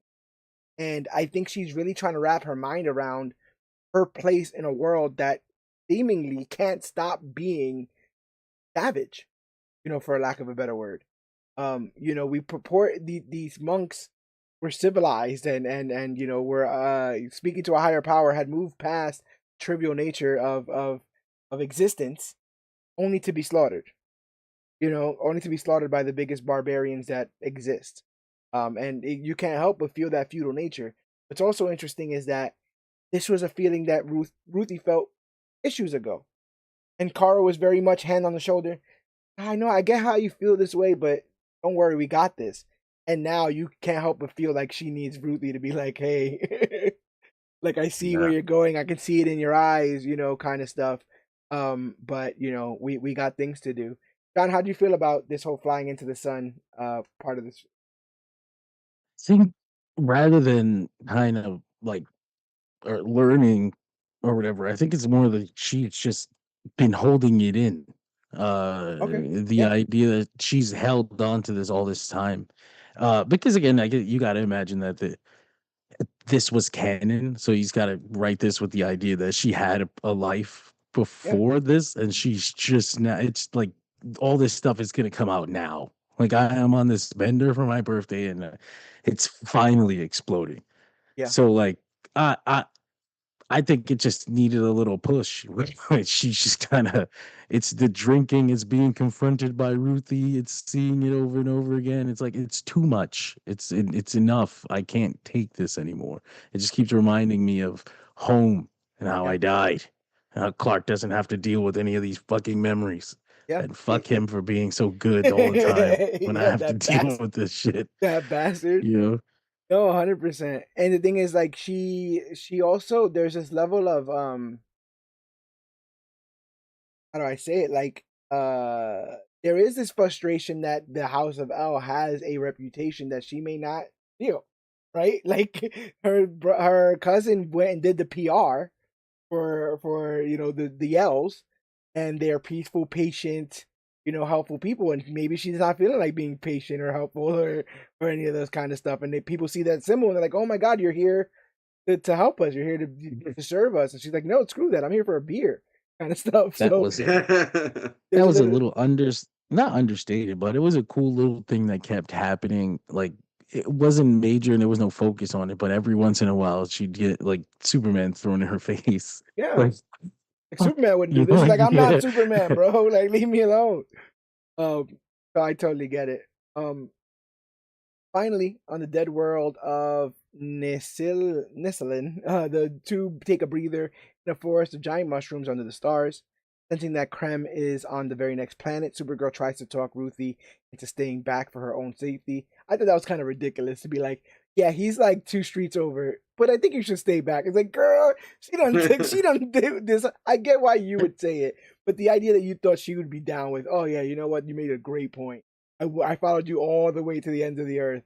But now that he's finally here, yeah, you're right. Maybe I should kind of stay back. So Ruthie You know, refuses as she would, and then Supergirl kind of respects that, and the two fly off to handle their business. You're saying? there was a point where I lost track of time in this book. Yeah. They mentioned weeks and months. Like Yeah. that was mentioned. And so like I'm thinking, well, what the fuck happened to Crypto? Oh yeah, yeah, yeah, yeah, yeah. Yes. So like, because I feel like at a certain point maybe Tom King forgot about the Crypto plot. Like Yes. we really didn't even that wasn't even a focus of the book Yeah. after a while. Like he got shot and she was gonna go get the antidote or whatever, and try to figure out how to fix it, but then weeks and months passed and things I happen and genocides and yeah. black tapes and all these things happen. And it's like we stopped talking about crypto. Yeah. Like Yeah. But again, it goes. I can't help but feel like that's a symptom of the stuff that Kara's dealing with, right? Love So Kara, love crypto. her dog, but like your dog in the grand scheme of what you're seeing now, like I can't help but I can't blame her for feeling overwhelmed. She thought she was dealing with a bad hombre in space, and she's dealing with like the bad hombre in space who is causing so Huh. much death and destruction. But you're right. In the beginning of the next issue, they're like, we have followed Krem for months, reversing planets and all that kind of stuff. And then he sends them to the end of the galaxy. What the fuck? We restart the game again. I'm I like, will son of a bitch. I will say like not not a spoiler or anything, but it was clear that when they were in the process of adapting this movie, someone else thought of the time thing, and they were like, Okay. "Well, what the fuck happened to Crypto?" Yeah. Yeah. Like, we've got to keep track of this. But It's like, but to be fair, I also, as somebody who has read this story and loved this story, completely forgot about the sort of crypto reveal that we'll get to in the last issue. And when that mhm. dropped, I was like, wait a minute, you son of a. I was like, okay, well, so we'll get to there, but I was very like surprised, even though I had already read the story. I'm like, I don't remember that reveal happening, but we'll get to it.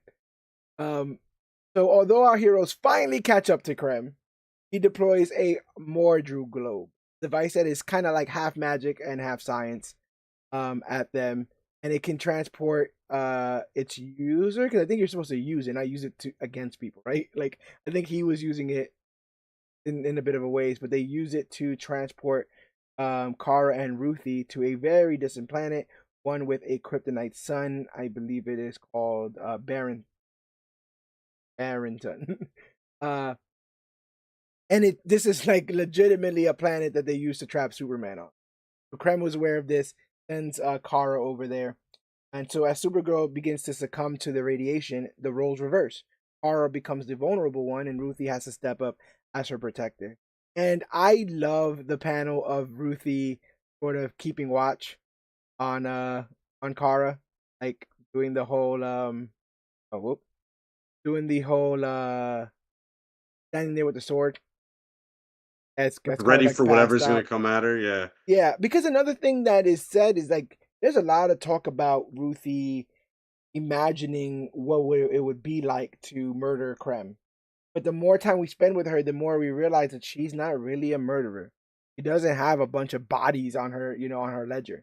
She doesn't have a bunch of experiences in combat. She slaughtered some pigs on her family farm, and that's about it. But in this moment, she will stand there and she will stand guard over Supergirl, who's succumbing to the effects of the kryptonite sun. And similar to, how the kind of story began, where it's like this race against time. We're in a new race against time where we're waiting for the sun to go down in hopes that Supergirl will regain her strength. So while Ruthie keeps watch, waiting for the sun to set so Supergirl's powers can return, they are attacked by one of the savage beasts that roam the planet. It's a close call, but Ruthie manages to kill it, marking the first time she's ever killed anything besides pigs on a farm. Hours later, scavenger pterodactyls arrive and feast on the corpse and try to kill them as well. Ruthie tries to fend them off, but the scavengers scatter when Supergirl, seemingly on pure instinct in her sleep, blasts one of them Yeah. with her heat vision before passing out again. I remember thinking, oh, what the hell are these pterodactyls doing? And it's so smart that the pterodactyls are there to feast on the beast that was just killed. Like, it's not just animals just showing up because they're curious or bored. This kind of stuff leads It up. makes sense. Yeah. Yeah. Um, Another very powerful moment in panel later, Supergirl wakes up in agony and demands water. When Ruthie blocks her path, fearing Kara will die, she travels in this state. Supergirl kind of goes nose to nose to her and demands that she move, and she used a lot less polite words than I'm currently using right now. But this little farm girl, who's never killed anything but that dinosaur or whatever that she just killed not that long ago, actually raises her sword against the girl of steel, completely unafraid to stand up to the hero to save her life. And you get this beautiful moment of her saying, "No, I'm sorry, but I do not believe I will," when she tells her to move. And you just have Kara weakened, probably rolling her eyes to the back of her head as this kid, right? The same kid she's been putting on her back and flying around from planet to planet, is standing there with her sword and is absolutely unshaken by the idea that she has to confront Supergirl in this moment. And I thought that stuff was super well done. What do you think about the roles being reversed here, Russ? Dude, this issue, before I even get to that, like the art in this one again, I know we've been harping on this the entire time, but the green sun, this is not something like I feel like you normally see in like even with all of the wacky stuff you see in like DC and all their kind of stuff, like a green sun, like what it does to her, and also like the glow that it gives, like it almost gives the entire planet this like sick feeling, right? Yeah, Like it's so cool to see like overall like how it highlights almost every scene that it's featured in. And at the same time, to your point, how their roles have been kind of reversed. You mentioned that she's not a killer. The most she's ever done is slaughter some stuff on a farm for her family. And this entire book so far, we've seen that the person she's chasing and his acts are just getting continuing to get more violent, more violent, more violent, escalating in their extremity. And yeah, now finally, she has to do something. She has to take a stand now and do something she hasn't done. She has to not only kill something for the first time, but she has to defend this person who is, number one, not only someone she's getting close to, but her only ride off that planet. If something happens to her, Ruthie's not going anywhere. Yeah. And for someone who's never killed someone, I'm gonna relate this to my boy Darby Allen, who climbed Mount Everest without climbing seemingly any other mountain. For your first kill to be like an alien Tyrannosaurus Rex, like, good on you for somehow figuring that out and finding that strength inside to do that. And like, already we're seeing such a different character than we met 4 issues ago, right? Yeah. Someone who's willing to take this weapon, defend this person who, at this point, kind of like John said, time is kind of weird. So she's been with her a few weeks to a few months at this point, Mhm. traveling the galaxy, and to understand that her role now, no matter what she has to do, is protect this girl until or to protect this girl of steel until she gets back to life. Because if she doesn't, her whole quest is ruined, and she might never get away from this planet. Like, her fate will end here. And I thought it was interesting too how when the pterodactyls are attacking, something inside of her wakes her up for a second just to Yes. zap the thing and go back to bed. And that was great. That was Yeah. great. But It's like, oh shit, a overall, bird. It's a yeah, plane. It's it, Supergirl. it's yeah, and right back to God. bed. And the whole like ending sequence with the even bigger T-Rex that finds them, Yeah. and like the anxiety that builds, like, oh my god, like she doesn't have power, this is coming, what's gonna happen, and then finally the green disappears from the panel and Yep. all And bets are she off. Just punches him like, in the face, right? Is that what happens? She punches it, yeah, I she like believe. cracks, she like pushes him away when he gets to her, and like, Yeah. I also feel like this is one of those issues. Even if you didn't have the text, and this was just the art, I feel like the story could have been told even just with that way too.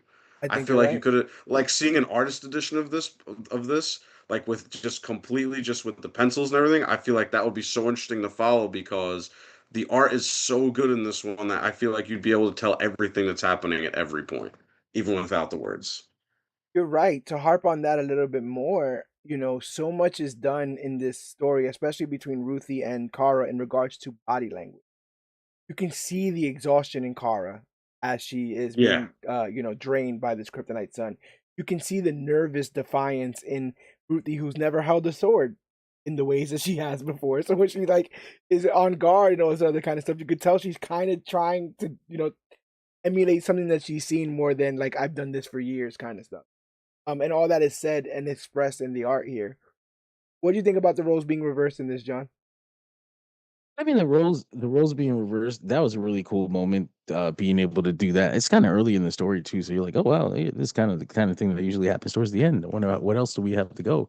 Yeah. Um, I was just taken by the art, like more than anything. I'm sorry, like Yeah. the story No, was no. awesome, but Yeah. like as Yeah, a dude. younger, when you first start reading comics, I don't know, you get the in-house style because you know what in-house style is like. It's just like you see one way more than others, and you're like, oh, that must be the right way, and your mind just kind of takes it as it is.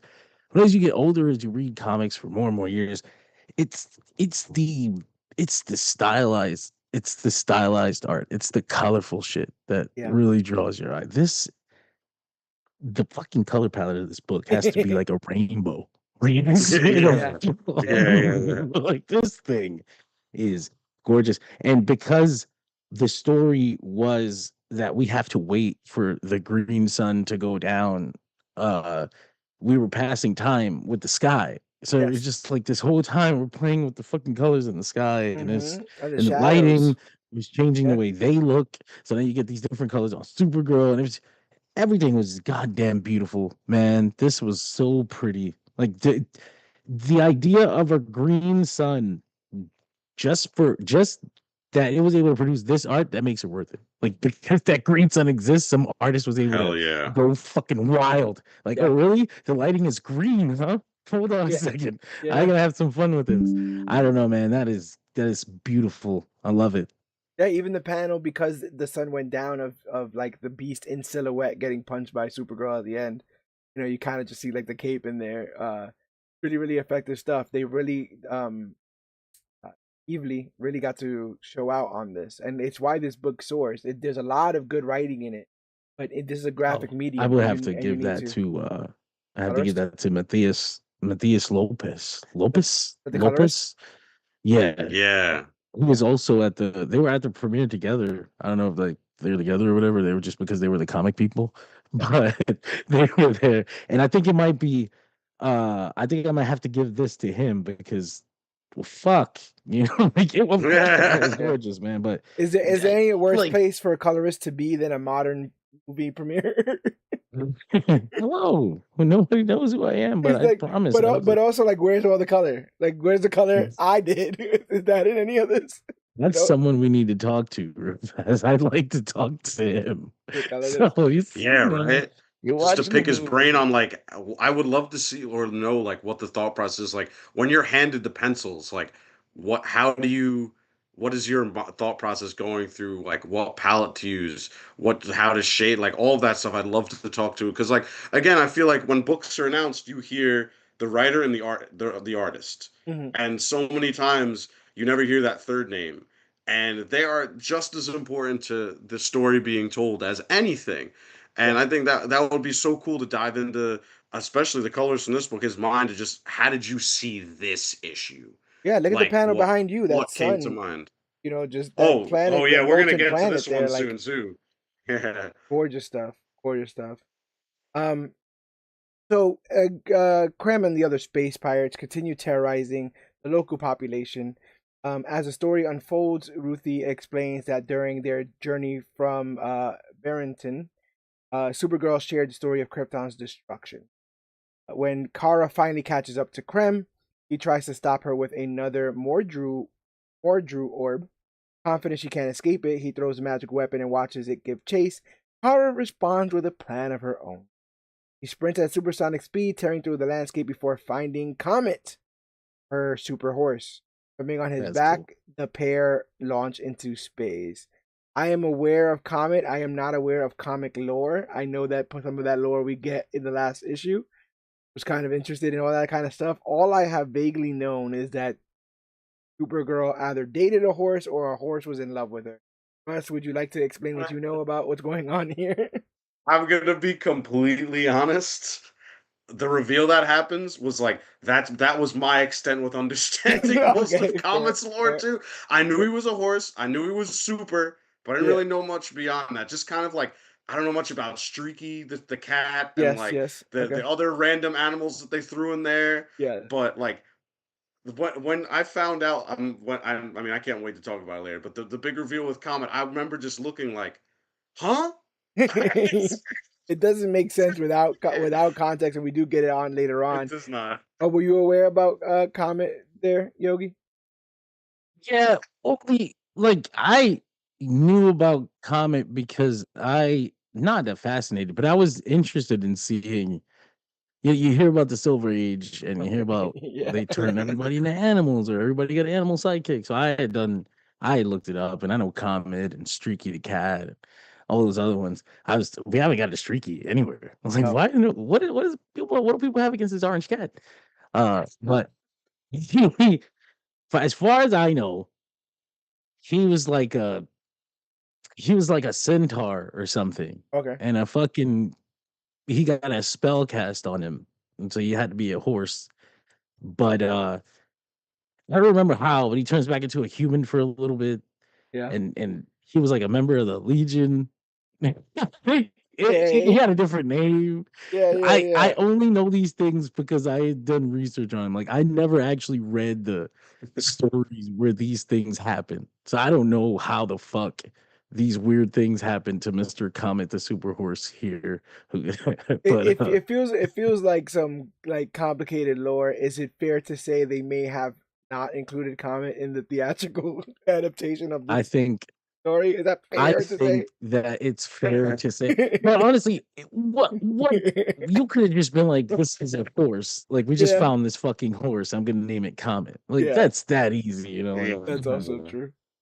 Uh, horse. yeah, the whole Yeah. Beauty of the Beast thing though, that moment at the end is pretty interesting. Yeah. Um, We gotta give. We want to. I don't know. With the Superman movie, we were so open and happy and like, oh man, everything comics is fucking cool. So it was yeah, very disappointing to see like, oh, well, we're back in a cage. People are scared to do things. yeah, Yeah, I get that. No, I get that as well. I get that as well. You know, I have always felt like DC has barely scratched the surface with how deep their lore is and how extenuous their cast of characters are. So the idea that we're even like we've gotten to Supergirl in the second movie is pretty makes me feel pretty good. But yes, I always fear that they are scared of getting a little bit weird with this when some of the best stuff in this is the weird parts, is the moments that necessarily and don't need reason. Again, rule of cool works a lot for me in comics. You know, I'm And like, also okay, yeah, like sure. Okay, sure, you're the Omega Champion King of the galaxies Yeah, or whatever's like, going on right it's now. that Yeah, shit. so, like, It's fucking awesome. I'm yeah, digging it. It's comic books. That's what I'm yeah, saying. yeah. That's what I liked about Superman so much. The first one, it was like, okay, we're just like accepting things. Like, even took it too far sometimes. They were like, yeah. he's got hypno glasses. I was like, come on, really, come on, He almost exists to break relax. the rules, right? Like he almost You know, exists to like be like, yeah, Yeah, no, yeah. no, there should screw be that. there should be no fear that Supergirl finds a magic fucking horse in space. This Okay, is true. that's Yeah, all. yes, yes. But you know what, John? I think with all the people who are very concerned about messaging in this film and sexual orientation, I think that they will The be fucking very horse. yeah, yeah, they'd be like, you see what they're trying to Yeah, teach yeah, our the kids? horse. They're trying to teach our kids to be horse lovers. So one like I think personally that out of all 8 issues, this probably I would say was the most gorgeous. Yeah, Some of the panels at the like even just when they take off for the first time and you get like it's the double splash with Ruthie's text on both the left and the right side, and then like it's like one, two, three, five like drawings of Kara and Comet going into the sky with that sun. Like, man, yeah. just give me that text list framed, and I'll put that up in my library room now. You Like, you can feel stunning, the desperation and the pacing in this. You can feel that this thing is right on her heels right? and Comet is Because running they as fast as they always can.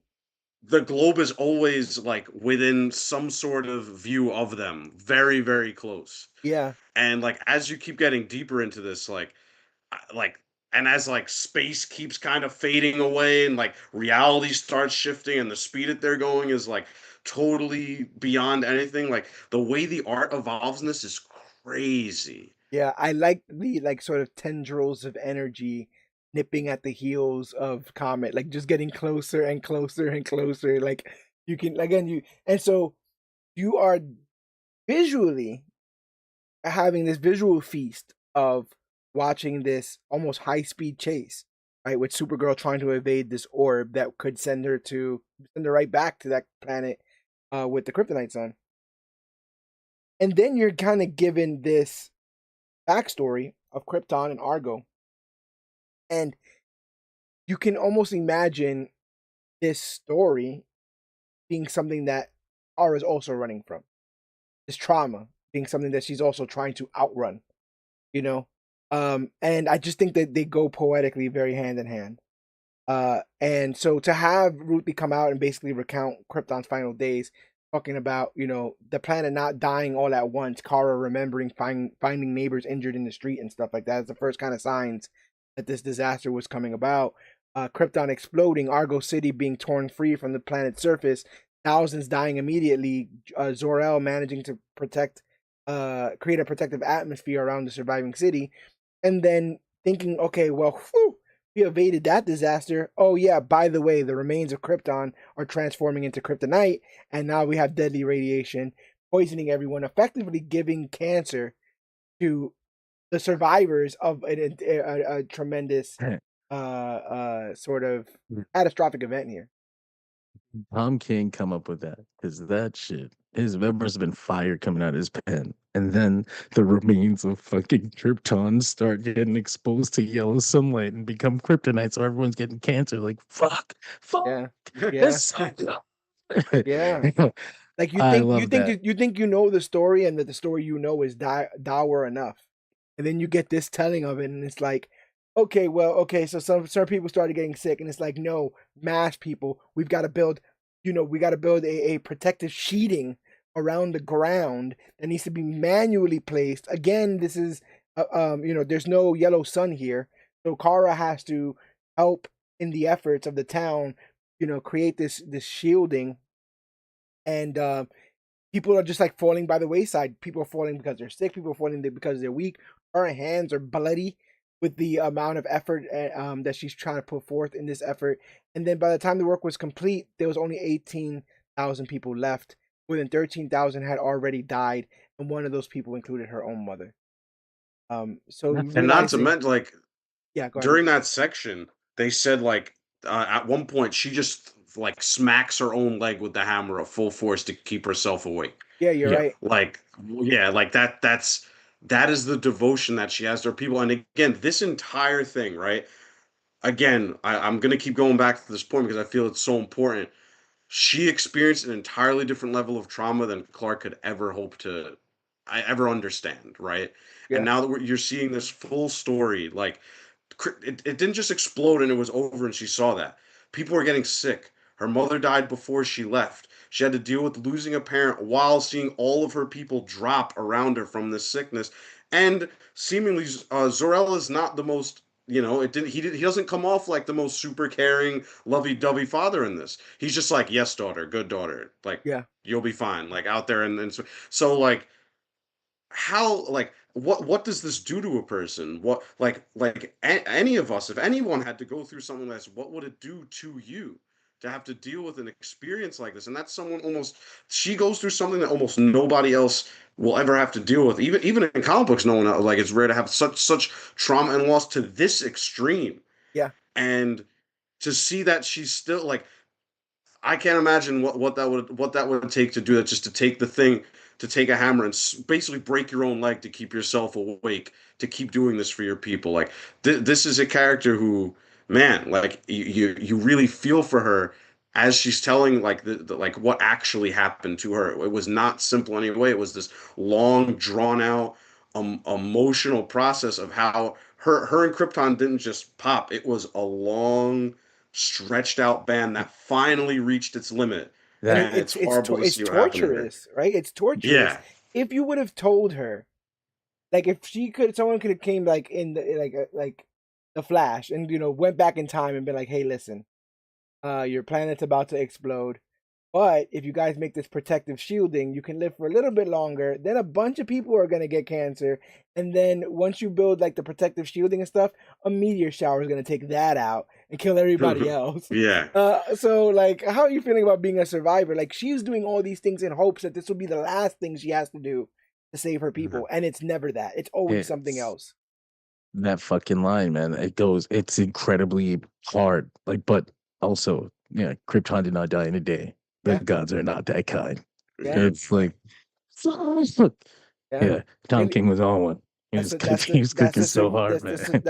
the survival the survivor's guilt, that she's carrying with her. This elongated process, akin to like dealing with a loved one in the hospital for a prolonged amount of time, watching a sickness kind of Right. eat at them. She saw that literally in her mother, and then in her people, and then in what remained of Argo until its untimely death, and then being told that no, but you're good enough to save. So here you go, and you like, now you're saved. You don't have a people anymore. You don't have a planet. You have all the culture in yourself, and whatever textbook Cal El was able to dig up and be like, hey, you want to do like one of these Kryptonian recipes? And she's like, bro, like get out of here. Raisins don't go in the Kryptonian. The potato salad, Clark. I don't care what the textbook says. We don't do that in these streets. But yeah. Uh, Meanwhile, Supergirl and Comet push further into space than ever before, reaching the edge of the universe itself. The Mordrobe orb follows them until it eventually burns out, because beyond the reach of creation, magic has no power. And I kind of like that she popped it like a bubble. I kind of like that Yeah. she was like, eh. Also, man, Sorry, like buddy. that page when like they get out of creation, right? Whatever that like and you just see like space fade away and all of the color goes like it's like ink like spilling off the page almost like to have that effect and to make that like I, some art you just have to stare at for a good long time, right? And this is like, again, we've been saying this for almost every issue. There's like at least one of these in every one of them. But Yeah. it's true. Like that like these. I'll go back to what John said again. These are the moments you remember. This is why this book is so beloved. And like I've never seen an effect like that, like on this, where it just looks like the ink is slowly just dribbling and bleeding out of the page, and it's gorgeous. Yeah. I it it's the whole idea of a girl getting on a unicorn and saying, "Let's drive me to the Hell end of the yeah. universe. Yeah, get me out of here." That's just cool. Yeah, it's just really cool. I almost didn't think it was like literal, like when she said, you know, the end of the universe and even further. Yeah. She's like, I was like, oh man, that's so poetic. And then like, no, they actually meant like, oh, even further, like beyond. So It kind so of at just some highlights point how much she of a simp Comet is, huh? Where you want to it go, was like, girl? End of the for universe? you, Got baby. you. Got you. Anything for you, baby. Pop the Nay. bubbles. Yeah, it's beyond the source wall, I guess, all the way out there. Yeah. But yeah, cool as fuck. I loved it. And then yeah, like you said, the idea that that's represented by by all the beautiful colors that we've seen in this book draining away, and now Yeah. we're just left with this black and white Your nothingness. mind can, even though that's such an abstract idea, they are able to capture and convey that in art, and your mind is able to translate and be like, I understand. I understand that we Yeah, are literally at the edge of Right. reality. Therefore, the things that I interpret from reality, I can't see anymore. It's all gone. It's all white space. You know, and like there's several layers of having to break that down as an artist. Because imagine getting that script, right? And then they run off to the edge of Yeah. existence.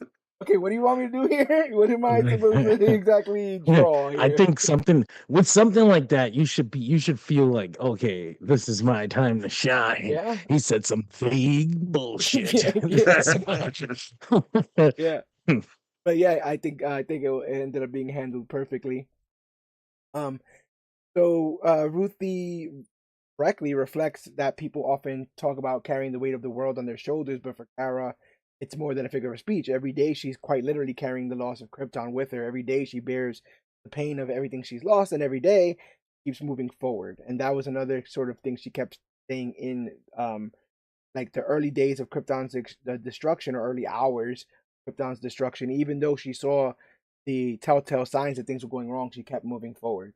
And like again, when you make the comparison with her on Comet, keeping moving forward and not looking back at the obvious danger that's right there behind her, it really shows her resilience in this. And so, with the orb defeated, Supergirl and Comet return to the planet, and they finally bring Krem to justice. That goes back to the arrows and stuff like that, which is really funny. Where they're like, Well, she don't give a damn with no arrows. so like, oh yeah, well, but you're Supergirl. You don't give a fuck about no swords and arrows. Yeah, yeah, I just was like, okay, so Ruthie, she's a farm girl or yes, whatever, but mhm, she was seemed very well spoken the whole book, and yes. then I feel like out of nowhere she started using the word "ain't" a lot. And I was like, but I don't think you were doing this. Like, you weren't doing this before. Like, do we just remember you were a farm girl? Like, what Yeah, the fuck happened? Like, did she loosen up? Is that the idea? Like, okay, she's been around Supergirl enough that she dropped the you like know yeah, the the poetic, facade, and she's the like, Shakespeare talk. yeah, and she's like, all of a sudden it's all ain'ts and ain't you afraid he has another morning? And I was like, what the fuck happened? And the She's five trying to minutes she was hang. gone. Yeah, she's trying to hang. Yeah, That's all I can. Yeah, that's all I can say. she's Uh, just cool now. yeah, 100%. Um, I also love that like the apprehension and stuff with Krem is kind of like done off screen. What an interesting, like that's the goal of the book. Like that's the goal of our protagonist here, is to capture him. We kind of get this confrontation, and then we fast forward to him already be apprehended. Which I think is a very interesting plot device, because this is the moment we've all been waiting for, and they almost rob us of it a little bit. And eventually we'll be robbed of, or I guess Ruthie could feel robbed of what she's ultimately trying to accomplish. But let's get there. With Krem finally in custody and tied to a tree. I want to show the fine people, Mr. Krem, tied to a tree. The brigands show up to rescue their fellow mass murderer. Kara flies off to do battle with the space pirates, leaving Comet and Ruthie behind to watch the man from the Yellow Hills. Ruthye is incredibly tempted to end Krem's life right then and there, but she promised Supergirl she wouldn't harm him, and Comet is strictly monitoring her to make sure that she keeps her word. I found all that stuff funny. Like whenever she would try to do some shit, and Comet would just look at her like, "Hey, I'm babysitting. You ain't fucking killing nobody." I thought that stuff was really effective. While Ruthye weighs her options, Supergirl gets bombarded by intergalactic cannon fire, which nearly takes her out. She quickly changes trajectory, lands directly on the pirate ship, and starts tearing it apart. Back on the ground. I love that ship. Oh yeah. By the way, But I'm trying to to define some of this stuff, and it quite literally is pirate ship cannonballs. It's a straight up. It's literally a space pirate ship. Yeah. A space pirate ship, but it's also shaped like a sword. Yeah. It's the coolest fucking thing. I'm telling you, this art, man. This is awesome. This is the sauce. This is unfortunately just the sauce that gets lost in translation. Things like this. I don't think people have the balls to do things like this in other mediums. Like, come on. It kind of reminded me of like one of those ships from that movie, the Disney movie Treasure Planet, a little bit. Yeah, exactly. That was the vibes I was getting. It's just literally shaped like a sword. It fucking has a handle though, but it also has shit. Yeah. It was awesome. But I love that. Like again, we can take that in, and we can take the visualizations as shorthand for like these people being pirates, which means that they're raiders, right? They're people who take and they pillage. Put all those connections together. Whereas somebody coming in on bad faith is like, well, where did they get pirate culture from, and why are their ships looking? It's like that doesn't matter. Like, no one care about any of that stuff. This is the DC universe. God damn it! There's pirates in space. You shut your mouth. They're just space pirates. Like, what's your beef, bro? But also it's funny because like that's where people draw the line. Meanwhile, there's like detective chimps that exist the horse, bro. that know magic. Yeah, we have horses that can outrun reality, and like that's where people there can't be pirates. Like, but the funny thing is we all know these people exist. We all know these people exist. Yeah. It's like again, talking horse space pirates. Millie Alcock said Supergirl might, maybe, kind of, probably in some reality go both ways. Oh, that's not realistic. She's an alien. The alien from always pushing it down my throat. What's it to be down my throat? Maybe your throat shouldn't be so accessible if things keep getting shoved down it. Maybe close your mouth. If you closed your mouth, you wouldn't have that problem. Close your mouth and then get shoved down your throat. Man, I need a sign somewhere there. But back on the ground, Ruthye foolishly removes Krem's gag. I thought that was foolish because I knew exactly what he was going to do from this moment, because Krem does not give any fucks. So he immediately starts using the opportunity to taunt her with the exact details of her dad's death. I think that this reveal is as big as, we're going to get a Krypto reveal in the final issue, but this reveal is kind of like sickening because you find out that his kind of job was to go place to place under the king's orders, working for the king, pretend to slander the king, and then when other people laughed at it, mark those people down as dissenters and kill them later. Or kill them there, depending how much time he felt like he had. And so your mind starts to put this together.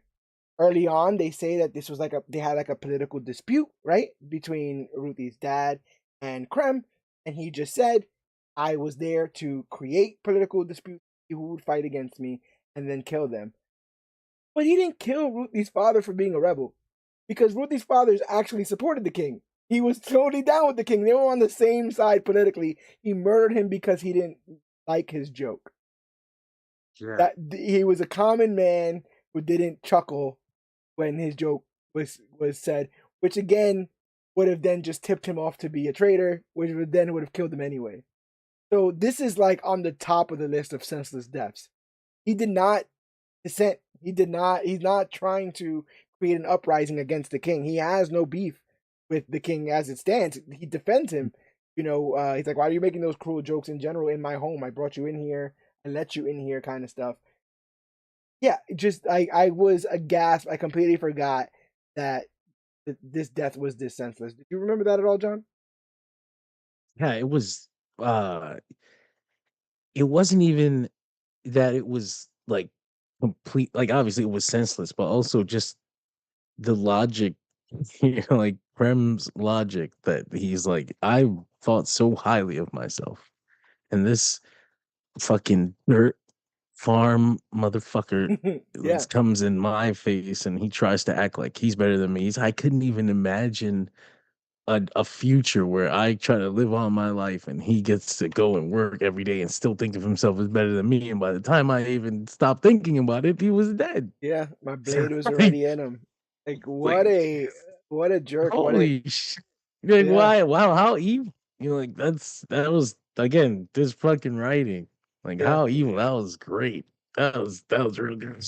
And he's doing the whole thing like, you wanted me to beg, child? I'm not here to beg. I lived my life gutting the weak out of this world, cutting it out like a cancer, the weak that I perceive to be in this. I lived it full and I lived it happily. So there's nothing that you can do that's gonna make me feel any bad. So he continues to torment Ruthie while Supergirl fights the most ruthless men in the galaxy aboard their vessel. The pirates manage to get the upper hand on the heroine using kryptonite chains, leaving her completely defenseless, and they aim a gun loaded with a single kryptonite bullet right at her. I like the idea that everyone just has one. Like everyone just has one other shard They have or one locked. bullet. Everyone's Yeah. got one locked in the chamber. Yeah. In case of Yeah. emergency, break glass. You never know. You never know, bro. You never know. Uh so they aim the gun loaded with the kryptonite bullet right at her, but before they can pull the trigger, Comet flies in to save her. That's you can kind of see this moment where Comet can almost feel like she's in danger, and Ruthie's like, "Go and save her," and Comet's like looking at her like, "No, I'm here to. I was asked to be here to watch you." Like, "No, no, don't worry about it. Go save her. Damn it, go save her." And I'm like, "Yeah, bro, go save her." And then like the second that she leaves, that the horse leaves. He's like, "You know He what?" goes to turn the sword right on this guy. Yeah. She's like, "It's on." Because it's great news for Kara. The comet's gone. Terrible news for Krem. The comet gone. There's absolutely nothing to stop Ruthie from breaking her promise and killing Krem once and for all. But I applaud the line, and I'm pretty sure you guys have the book in front of you. I can't remember it exactly, but it was like, it's not this might be my first time lying to a horse or something like that she says. And I thought was very, very well said. Yeah, yeah, it's exactly that. I think. What'd you say? I said enough to convince him, and he backed away, and he took to the sky, leave me with Krem of the Yellow Hills, dastardly bastard who killed my father, or whatever. Now, have you ever lied to a horse before? Yeah. If you ain't had that experience, here she goes again. If you ain't had that experience, I do have some obligation to warn you. It can guilt you something awful, Yeah. but you will get over it soon enough. Yeah, and just getting hearing that that poetry kind of spilled out from her as you see her get her sword ready. Again, chills. Just the scene composition, the dialogue, and then your mind kind of doing its own math of like, oh, it's about to go down. This is exactly what the hell she was waiting for. So we move forward with Krem continues to torment Ruthie while Supergirl fights the most ruthless man in the game. Oh, I did that already. Yep. Flash to save her. While Supergirl and Comet battle the brigade in orbit above planet, Ruthie is left alone with the captured Krem. Determined to give him more of a chance than he ever gave her father, she releases him and places the sword he used to kill her father between them, allowing them an opportunity to fight fairly. He's better than me because I definitely wouldn't have done that. And so you have like this cool moment where the sword is in the ground, and you can kind of see them both kind of reaching for it while Supergirl's doing what she's doing on her end, which I think is incredibly evocative, like watching these two battles going on at the same time.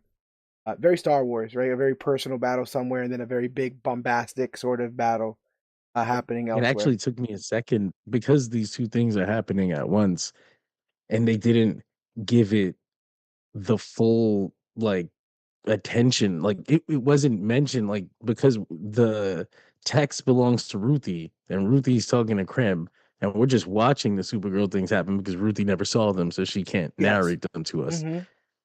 Comet fucking dies. Yes, he does. And I was like, Yep. He bites the bullet. I was like, wait a minute, is he dead? Yes. It's like shit, he is dead. You killed Comet. Yep. Look at. I've just put him up on the screen with his wound over his heart, seemingly. Handsome young fella, good horse.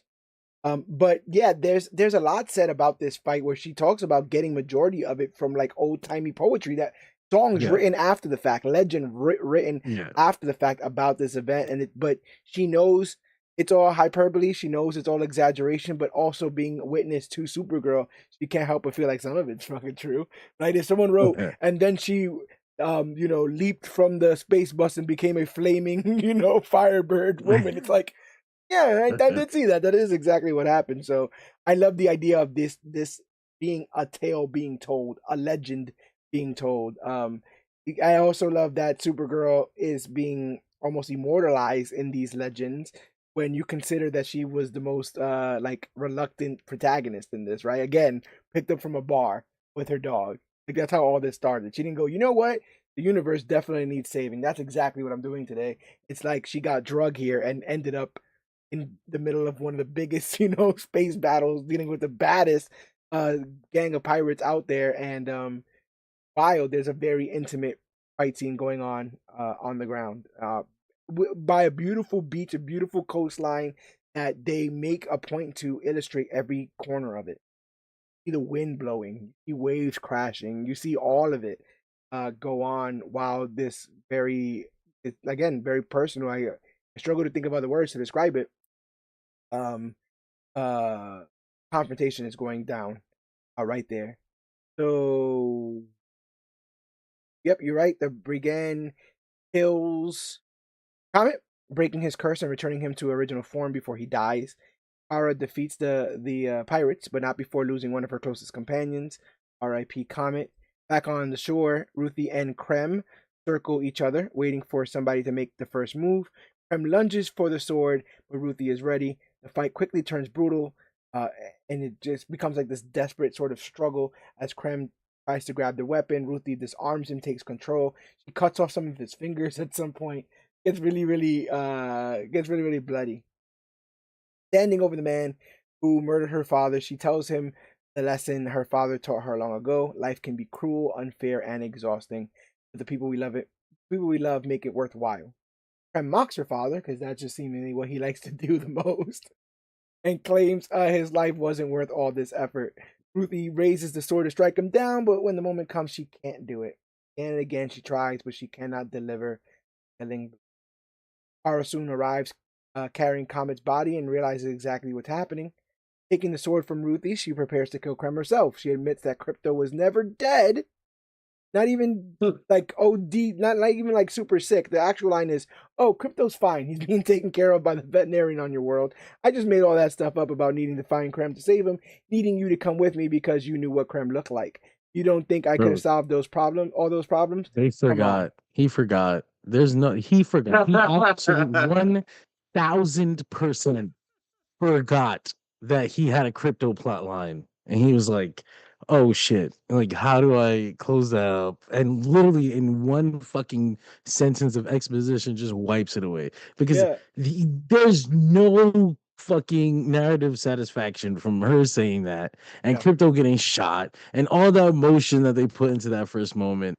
Like, come on. And, They and all of a also sudden, the like, stress of the high octane moments in between Krypto getting shot and here, you would think she would have just quit at some point, right? And just been like, you know what? He's not even.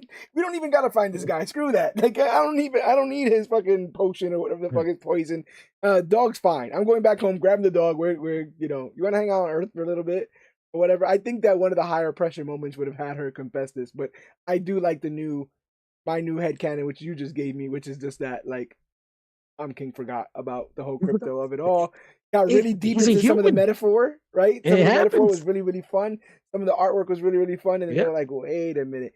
But what gets me He there, definitely handed in that last script. He definitely handed in the last like transcript, and someone must have been like, "Hey, what happened to the dog?" And that's when he had to go and write he that got his one note, line. he Fuck. got its notes back.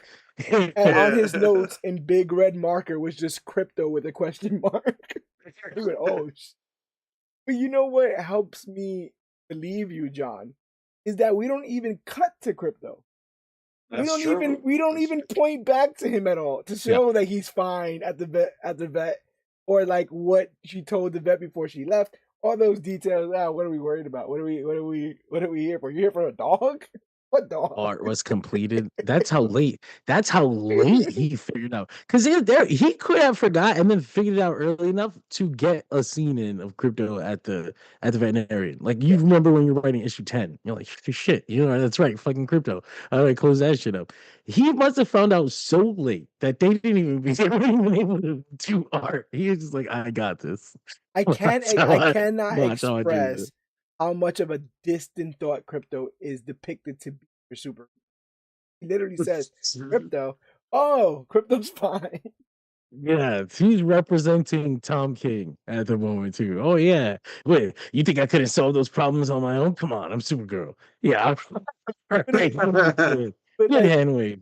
I imagine him doing the whole story like a pitch, and and then they shoot her dog, and it's her dog. Where whatever. They get to the end, and they're like, "What happened to the dog? What are you talking about? what are you talking She has a about? dog? Yeah. She's a dog. Oh my god, It's good. ridiculous. It's still it came around well. I mean, I really like the I still dream of Krypton Yeah, line. yeah. I really like that. I thought that was good. Because she ultimately confesses that she sees too much of herself in Ruthie. Ruthie's haunted by her father's death. Kara's haunted by Krypton, and so she believes she can spare Ruth the burden carrying all this pain, and so that she can take vengeance in her own hands. But then Ruthie stops her. She reminds Kara of everything she has endured and overcome. Despite losing her entire world, Kara has continued moving forward, as we were saying, one step in front of the other, and inspiring hope in others. Ruthie explains that their journey taught her something important. Goodness survives even after terrible loss, which I think embodies the whole L family. Yeah. Having bad things happen to you does not justify you continuing to do bad things, or having bad things happen to you does not justify you feeling bad about yourself and treating yourself bad, or feeling like you're not worthy of a happy life because of negative things that have happened to you before. Realizing that Ruthie is right, Kara lets the sword fall. Quoting Ruthie's own words, she quietly says, "It's too big, we're too small." We then fast forward to a very distant future, 100 where years. it's 100 years. Yep. 100 years. 100 years into the future, where an elderly Ruthie is visited by Supergirl and Krypto. They reflect on the book Ruthie wrote about their adventures, and Kara shares that Krem has spent decades in the Oh Phantom my Zone. god. It's kind of metal that she's like, yeah, for the first couple 100 years he was bitching and complaining, and then he found, I don't know, Space Jesus or something, and now he's a bit, he's been in prison for long enough that he's found God. Ooh, did she say couple? I must have skipped that. Oh yeah, no. If we go by the Couple hundred. timeline that she says, he was in the Phantom Zone for 300 years. Yeah, Okay. Because she Okay. says when he first entered the zone, the first 100 years he was very abrasive. The second 100 years he Uh-huh. seemed to calm and value, and the last 100 years he's So been it's ideal. 300 300 years in the now. future. Yeah, so now is that 300 Phantom Zone years? Because time works yeah, I differently think there, or so. Mm. like, She looks I would say given that Ruthie's an alien and oh, that's Supergirl, true. That's like true. Yeah, Ruthie could have lived 300 years, and I really love this fucking design. Holy shit! the Like costume, right? this costume is Yeah. gorgeous, man. The gold belt does it for me. I was like, like, can we keep this? Like, holy shit! You know what I Yeah. mean? Like, this is awesome.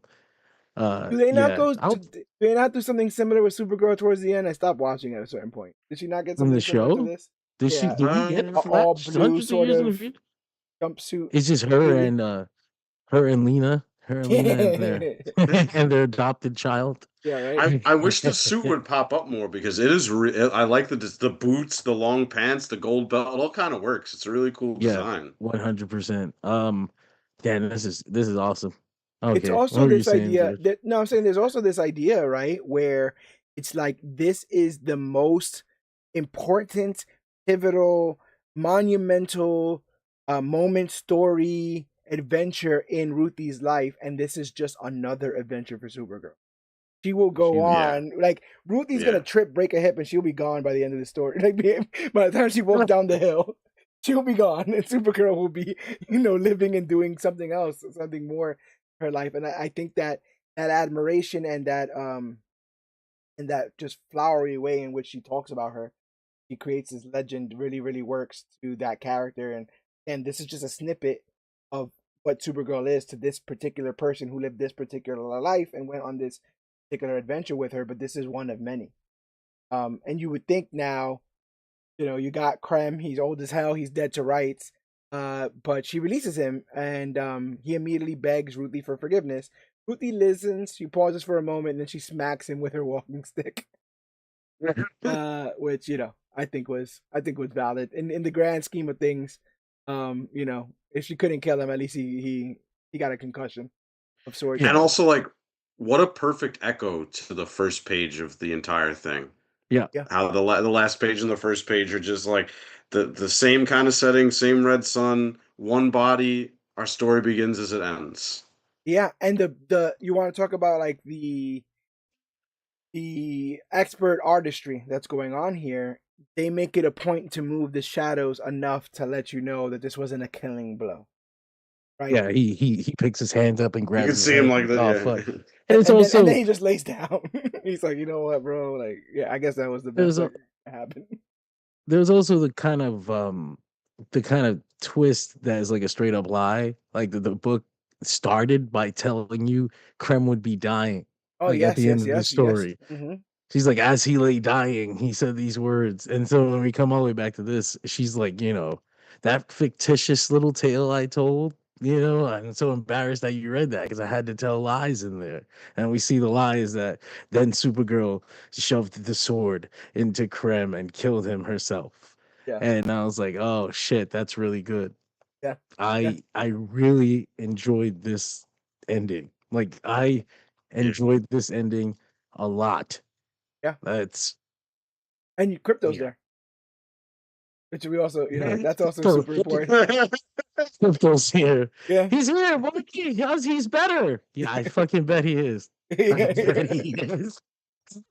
He should have apologized to Krypto too. That should have been a whole thing too. Where Krypto's like, bro, I don't know who you are. You know what I'm saying? Also, can I get the one shot of Krypto causing havoc on that planet while he's at the vet? Yeah. Yeah. That feels like a DC short that they would come out with. Krypto at the vet, flipping out, lasering everybody. Really, really interesting stuff. Yeah, so there is no doubt in my mind that they won't be able to scratch the surface of some of this stuff in the film tomorrow. But if they can capture at least the resiliency of Supergirl, I think this is an important character for DC to nail. I think it was equally as important as them nailing Wonder Woman. Their depiction of these heroes, especially the female ones that they haven't been using all that much, they got to be very careful with, because people will take this characterization and take it to the grave with them. Some people only take in comic book media. They will never read a comic book. They will be informed by what you tell them that character is in media. And so if you mess that up on the first try, their sort of opinion on that character fundamentally changes. And they just believe that whatever they just saw was canon. So I hope that they make Supergirl fans with this film, because I think this book made Supergirl fans. And at the very least, hopefully the transitive properties of taking something like this and putting it in a live action. I know, again, can't be shot for shot, but hopefully vibes. Hopefully there's people walk away with this giving Kara Zor-El the reverence that she needs. And I know that this film that's coming out won't be the only appearance of her. She will be in Man of Tomorrow. I believe that's just been confirmed not too long ago, and supposed to be having a big role in that as well. So I like the idea of them creating these two different paths for these two very different Kryptonians who happen to be in a family together. And now we wait for the clash of ideology. We wait for these two to be on the screen together, knowing all we know about Clark and knowing all we know about Kara, as they try their best to come up with a middle ground for their way of superhero or heroics. Their way of superheroics. But as we wrap this up, do you guys have any final thoughts on Supergirl, Women of Tomorrow? Good book. Yeah, I mean, beyond good book. Just I think when I originally read it a few years ago, like just the only book art wise I compare it to in terms of like just there are so many pages or panels I could put on my wall. There's a book called The Wicked and the Divine. That Yes, I've again, heard of that it. has art, like different art style, but still just as similar. How you could look at any random page and just be like, that can be a printout framed on, and it would look gorgeous. Yeah, And like when you have a book like that that defines the or redefines the role that art tells in the story, or how the art really contributes to a comic. Like that's what this was. When I looked at it, I was like, this tells the story of a character who too many people have the wrong impression of, and give her not only just a good comic book story, but just one of the best stories in fiction in recent years. yeah. And to do it in a limited series, not, you have to tell a story in the limited amount of space you're given, and to do it this well. I mean, I hope everyone that is even slightly into comic books gives this whole thing a shot, because it's completely worth it to just dig into in an afternoon, because it's really that good. I'm I definitely agree. I will say that the artwork manages to make certain scenes, certain alien characters, or extraterrestrial characters, so that feel so unapologetically alien.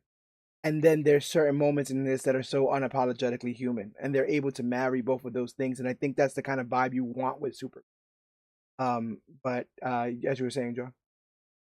No, I just wanted to I was gonna call out Greg, who comes on the show all the Yes, time. yes, yes. I'm just gonna laugh at him because he didn't like this book. He doesn't like Supergirl. He Interesting. doesn't like Supergirl in this book. I Okay, because okay. his main Supergirl experience is the fucking CW show, The and she's Arrowverse. like a Yeah, Clark clone. And this one, she's like really messy and rude. You know what I mean? Yeah, I don't think yeah, he liked it. yeah. I see. It's He weird. didn't like. I I don't didn't think he see liked there this being one. a big, like, mentally. I didn't see there being a big leap between characters. I have you been hungover? Like, I've been hungover, and I feel like A lot. even if Goody I Two don't Shoes like the Kara was I don't hungover, like the dry feeling. That's the big thing for me. Headache, whatever, man. The idea that my body needs so much water is what's so uncomfortable to yeah, me. I can only imagine that not having sunlight feels similar to that. yeah, Like, ain't got yeah. no sun in my I don't cells. know why. I don't know why it worked. I guess I just bought that the culmination of everything that she would has gone through would put her. Especially because I also think that this points a lot of fun at the joke that most people have, this surface level understanding of Superman, that he's just a goody two shoes and thus she should be too. This goes out of its way to kind of muddy that a little bit and say that he's not really a goody two shoes. He's doing the best he can, but he also has a very different upbringing than she does, and her upbringing informs how she deals with all these situations. But I do also love that they eventually still get to the point of hope. They both take different. One took the express train, one's taking it local. They can't help it. It's past midnight, and but they end up at the same spot. Just one ends up there 45 minutes later, as usual. Each run. That's the Sometimes. thing about that's what I like. That's kind of what makes it all work for me. I don't know if one, I guess I'm already used to like, oh, there's a fucking 100 different Supergirl, portrayals, and I Yeah, yeah. never stick myself to one. Hmm. But also, the idea that she was bottling it up all this time, and this is the week where it came out, it's also pretty easy to accept. Like Hmm. I had no problem uh with that.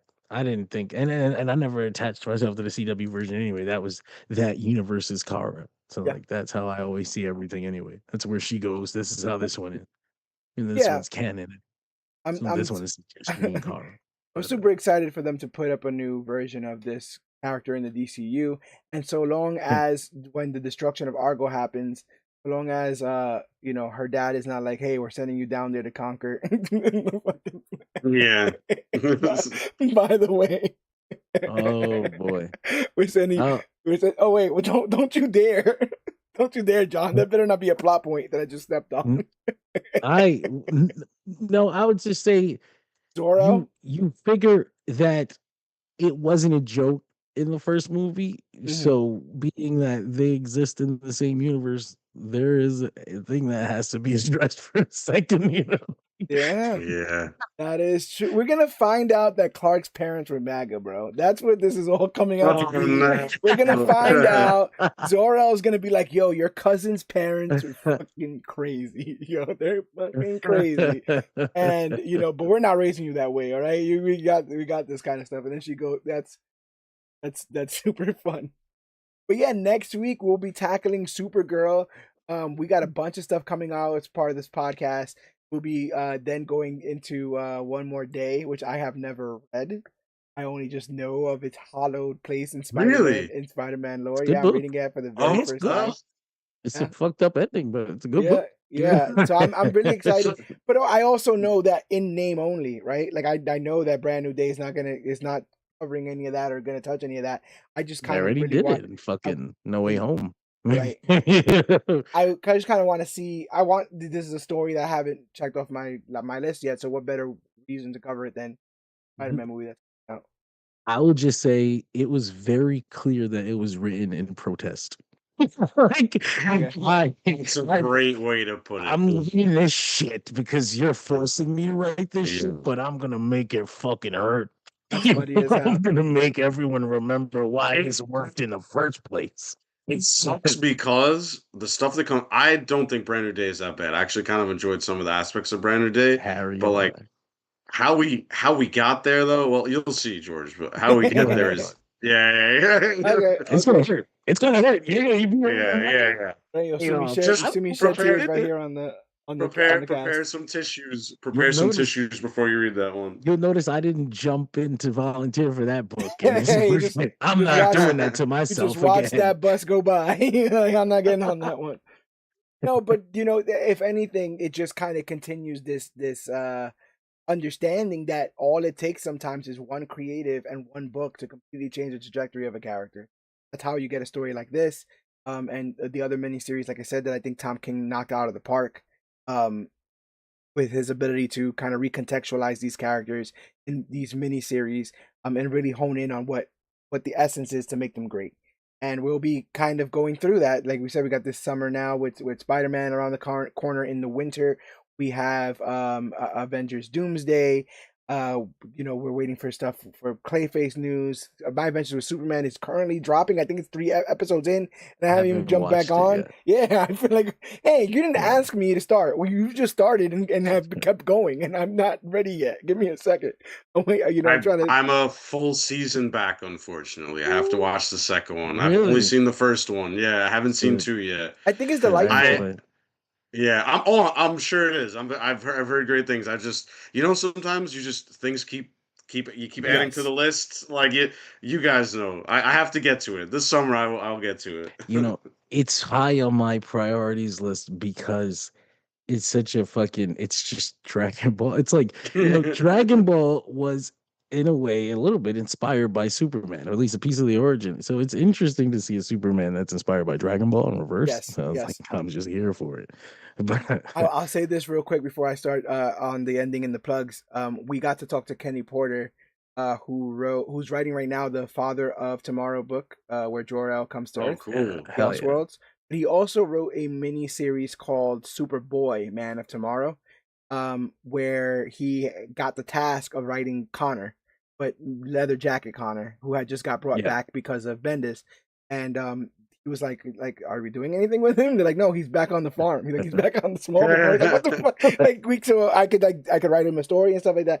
So I'm reading this story, and like the main protagonist has like a long hair and a midriff shirt.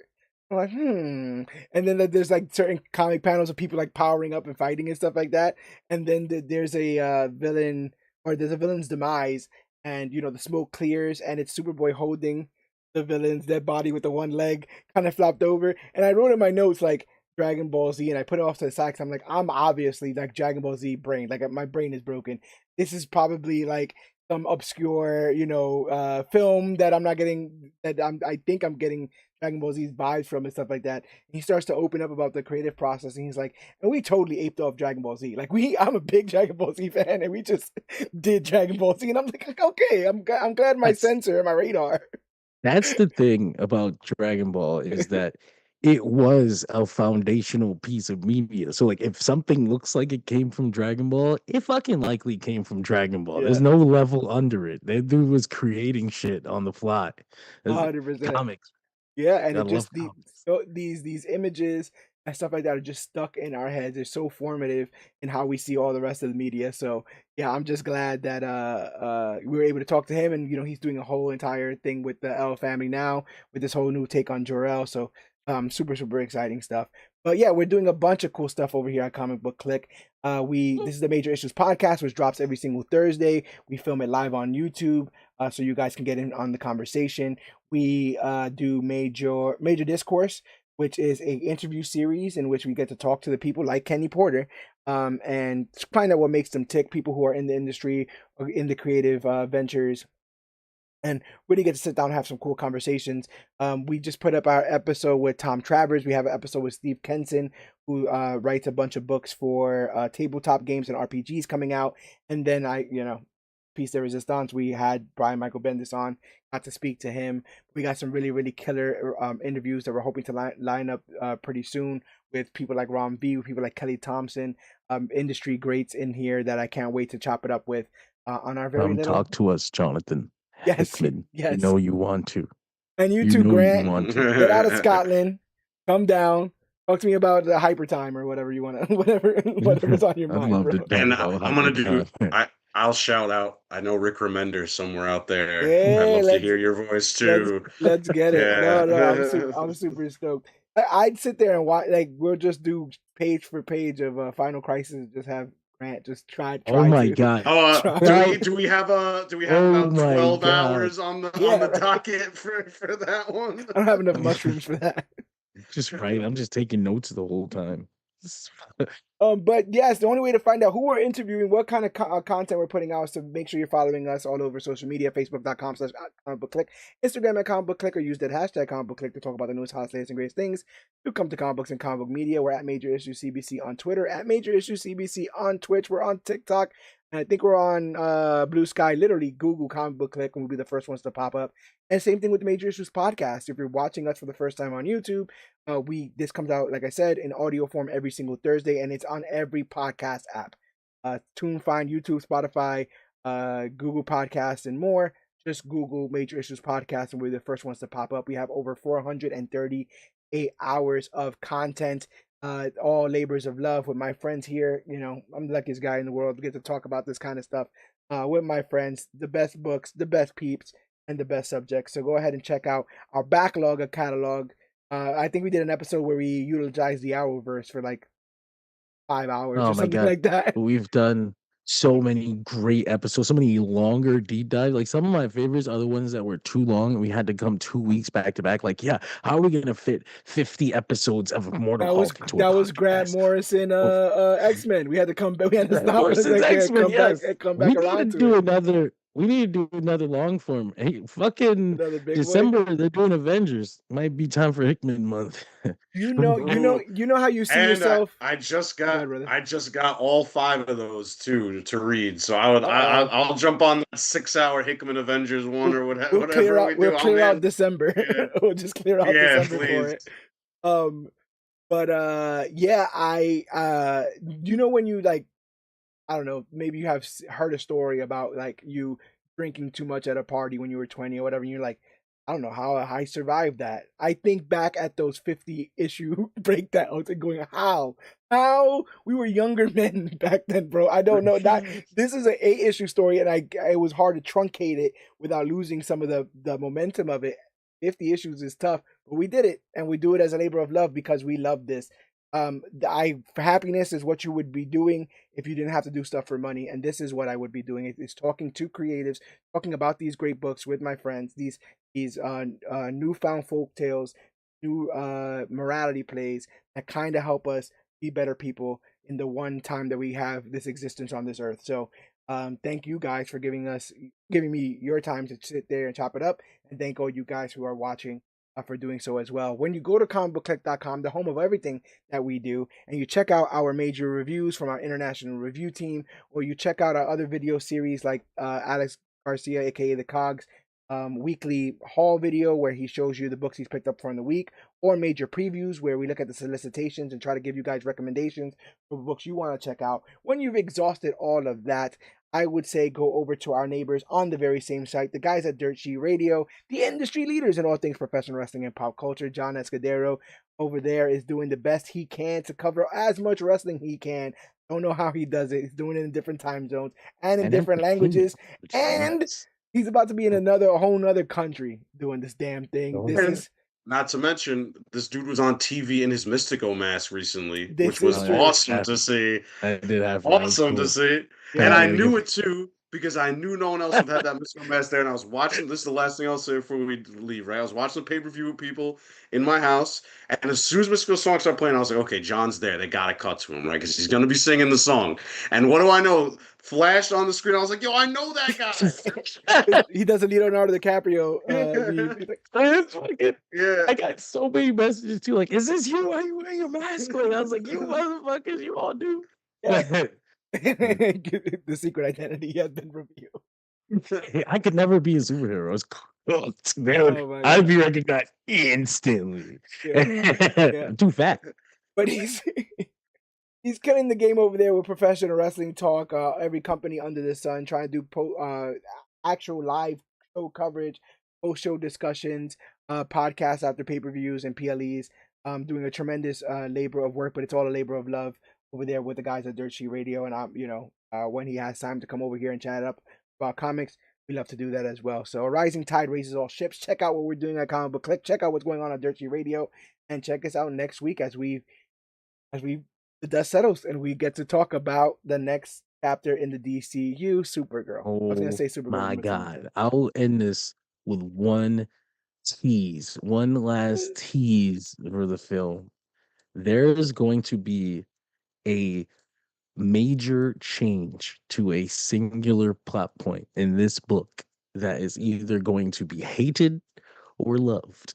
And I am very interested in seeing how people are going to react to it, how you guys are going to react to it, because I had a reaction that I've reserved to just meaning I had struggled to figure out how to write this review and be objective about the movie on its own merit. Change, I'm assuming that Kara kills Krem right before he says with or without gang violence.